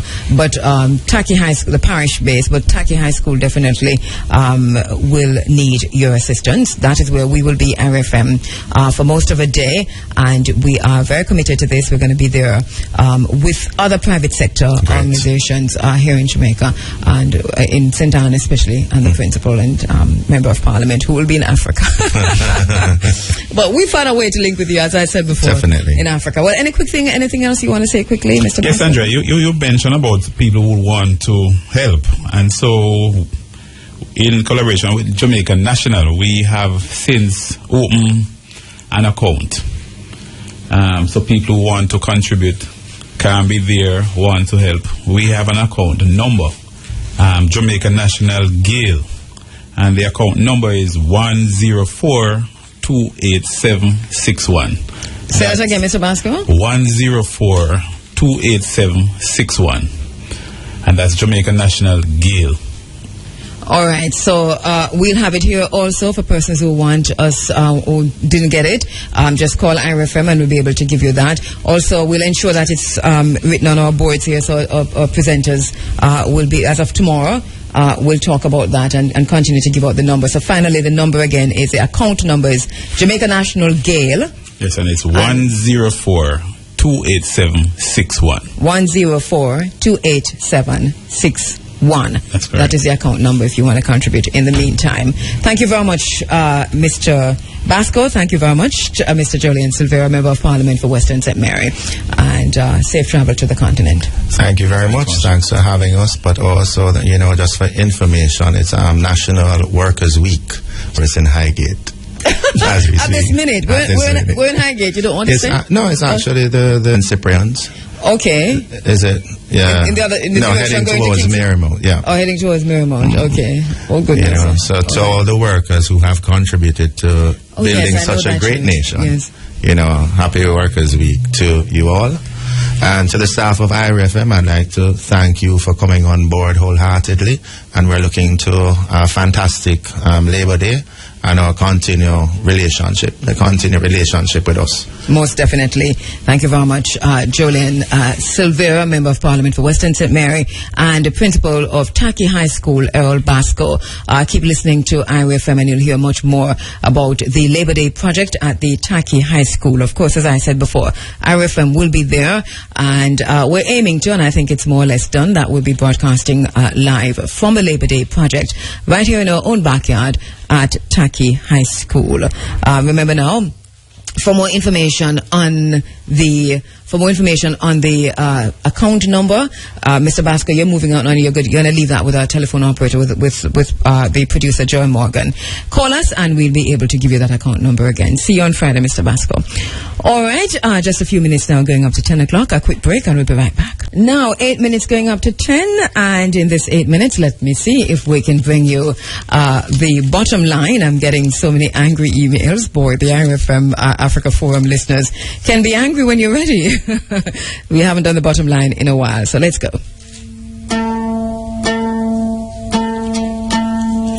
In the bottom line this morning, we want to talk about cruise ship dumping in Jamaica.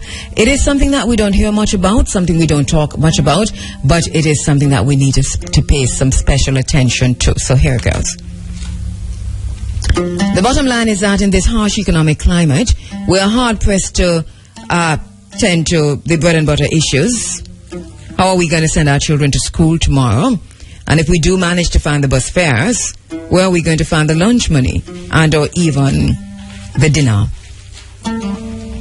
The bottom line is that we are so locked into this vicious cycle of poverty, facilitated by successive governments, that turning our attention to environmental issues is for the vast majority of Jamaicans a colossal waste of time, energy and resources. But the bottom line is that part of this vicious cycle of poverty is a desperation for tourist dollars, which drive policies in Jamaica that ultimately sucks us deeper into poverty and deprivation, and from which we seem unable or even unwilling to extricate ourselves as a nation.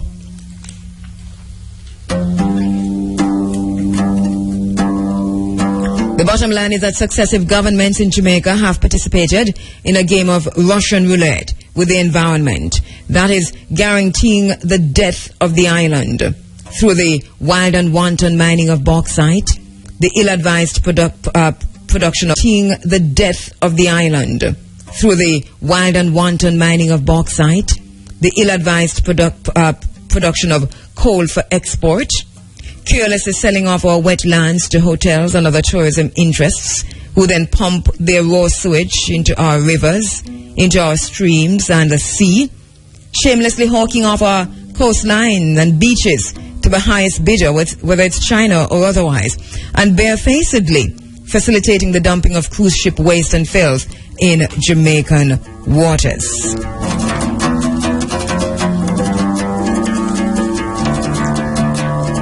The bottom line is that we must pay attention. We must pay attention to these environmental issues because one or all of them together ensure our continued poverty. We must pay attention to these issues because together they are bound to ensure that the children who we worry about feeding, schooling and generally caring for today will not be able to survive in a polluted and devastated land and country tomorrow. We cannot continue to tolerate the stench of cruise ship waste in our waters and tell ourselves that it is a smell of money and we will all benefit in the long run. The bottom line is that research has conclusively shown that there is a very strong link between the health of the ocean and our health, between toxic contamination of the ocean and our food chain, between the diseases we present with and find so difficult to contain, and the food we gather from a polluted, contaminated, toxic ocean, toxic sea. Pollutants such as PCBs, polychlorinated biphenyl, from cruise ship waste and other garbage dumped 4 miles of Jamaica's shoreline are bound to find their way back to our dining tables through some of our favorite seafood, such as lobster, sliced fish, etc. And even vegetarians who eat fish are caught in this spiral of consuming food contaminated with deadly toxins such as DDT, mercury, heavy metals, and other PCBs. The bottom line is that evidence has shown that consuming these deadly toxins in seafoods can cause all kinds of cancers, nervous system damage, mental disturbance, food poisoning, and even death. And let us spend some time looking at mental disturbance. We have not stopped to make that connection between the mental health of Jamaicans and the food we are consuming, especially the food from the sea, heavily contaminated with mercury, heavy metals.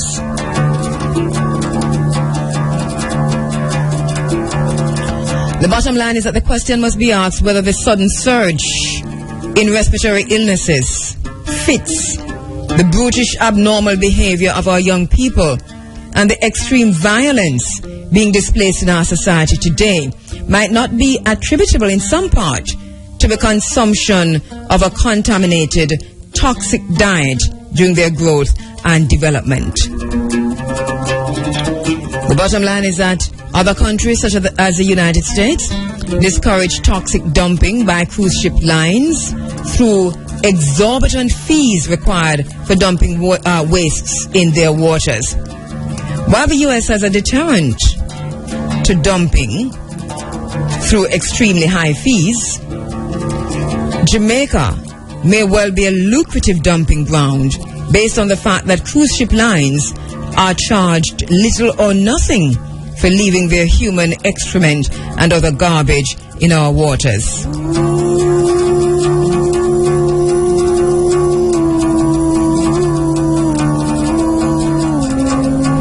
The bottom line is that even the Cruise Lines International Association ominously reminds us on their website that whether we live on the coast or are completely landlocked, the state of our oceans have a huge impact on our day-to-day life.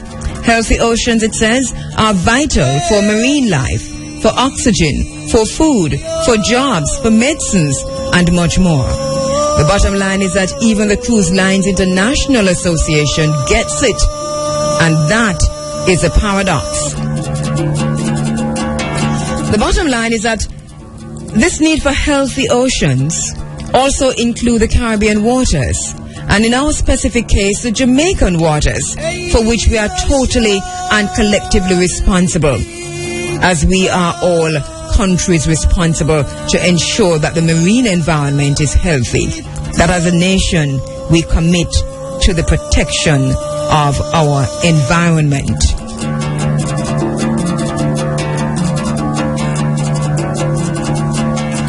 The bottom line is that with the strict and stringent rules governing cruise ship dumping of waste in America's waters and the exorbitant fees for dumping, the recent finding of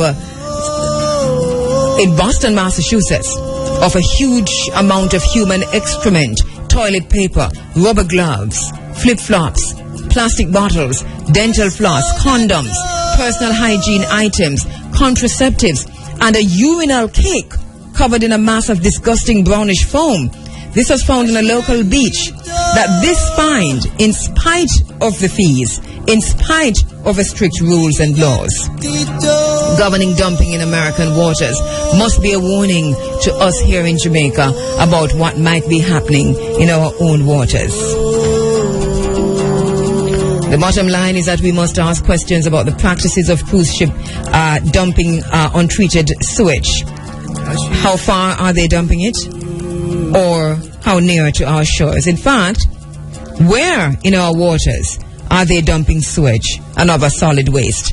We must also ask, to what extent are the tourism and other relevant authorities turning a blind eye to the dumping of filth by cruise ships in Jamaica's waters, and whether there is compliance? And we're talking about compliance with all international and environmental guidelines regarding waste and shipment disposal. That is the bottom line.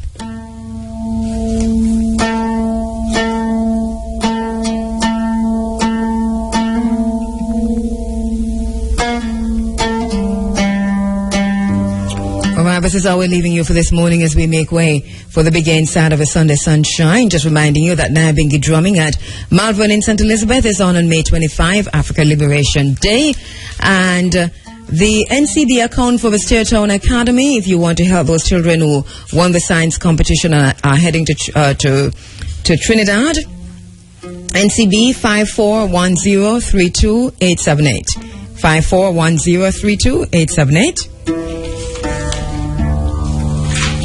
Also quickly, outrage against an unjust system. The Rastafari Coral Gardens Committee and the University of the West Indies Western Campus continued public education and launch of petition demanding compensation to Rastafari victims and the Rastafari community for Coral Gardens atrocities in 1963.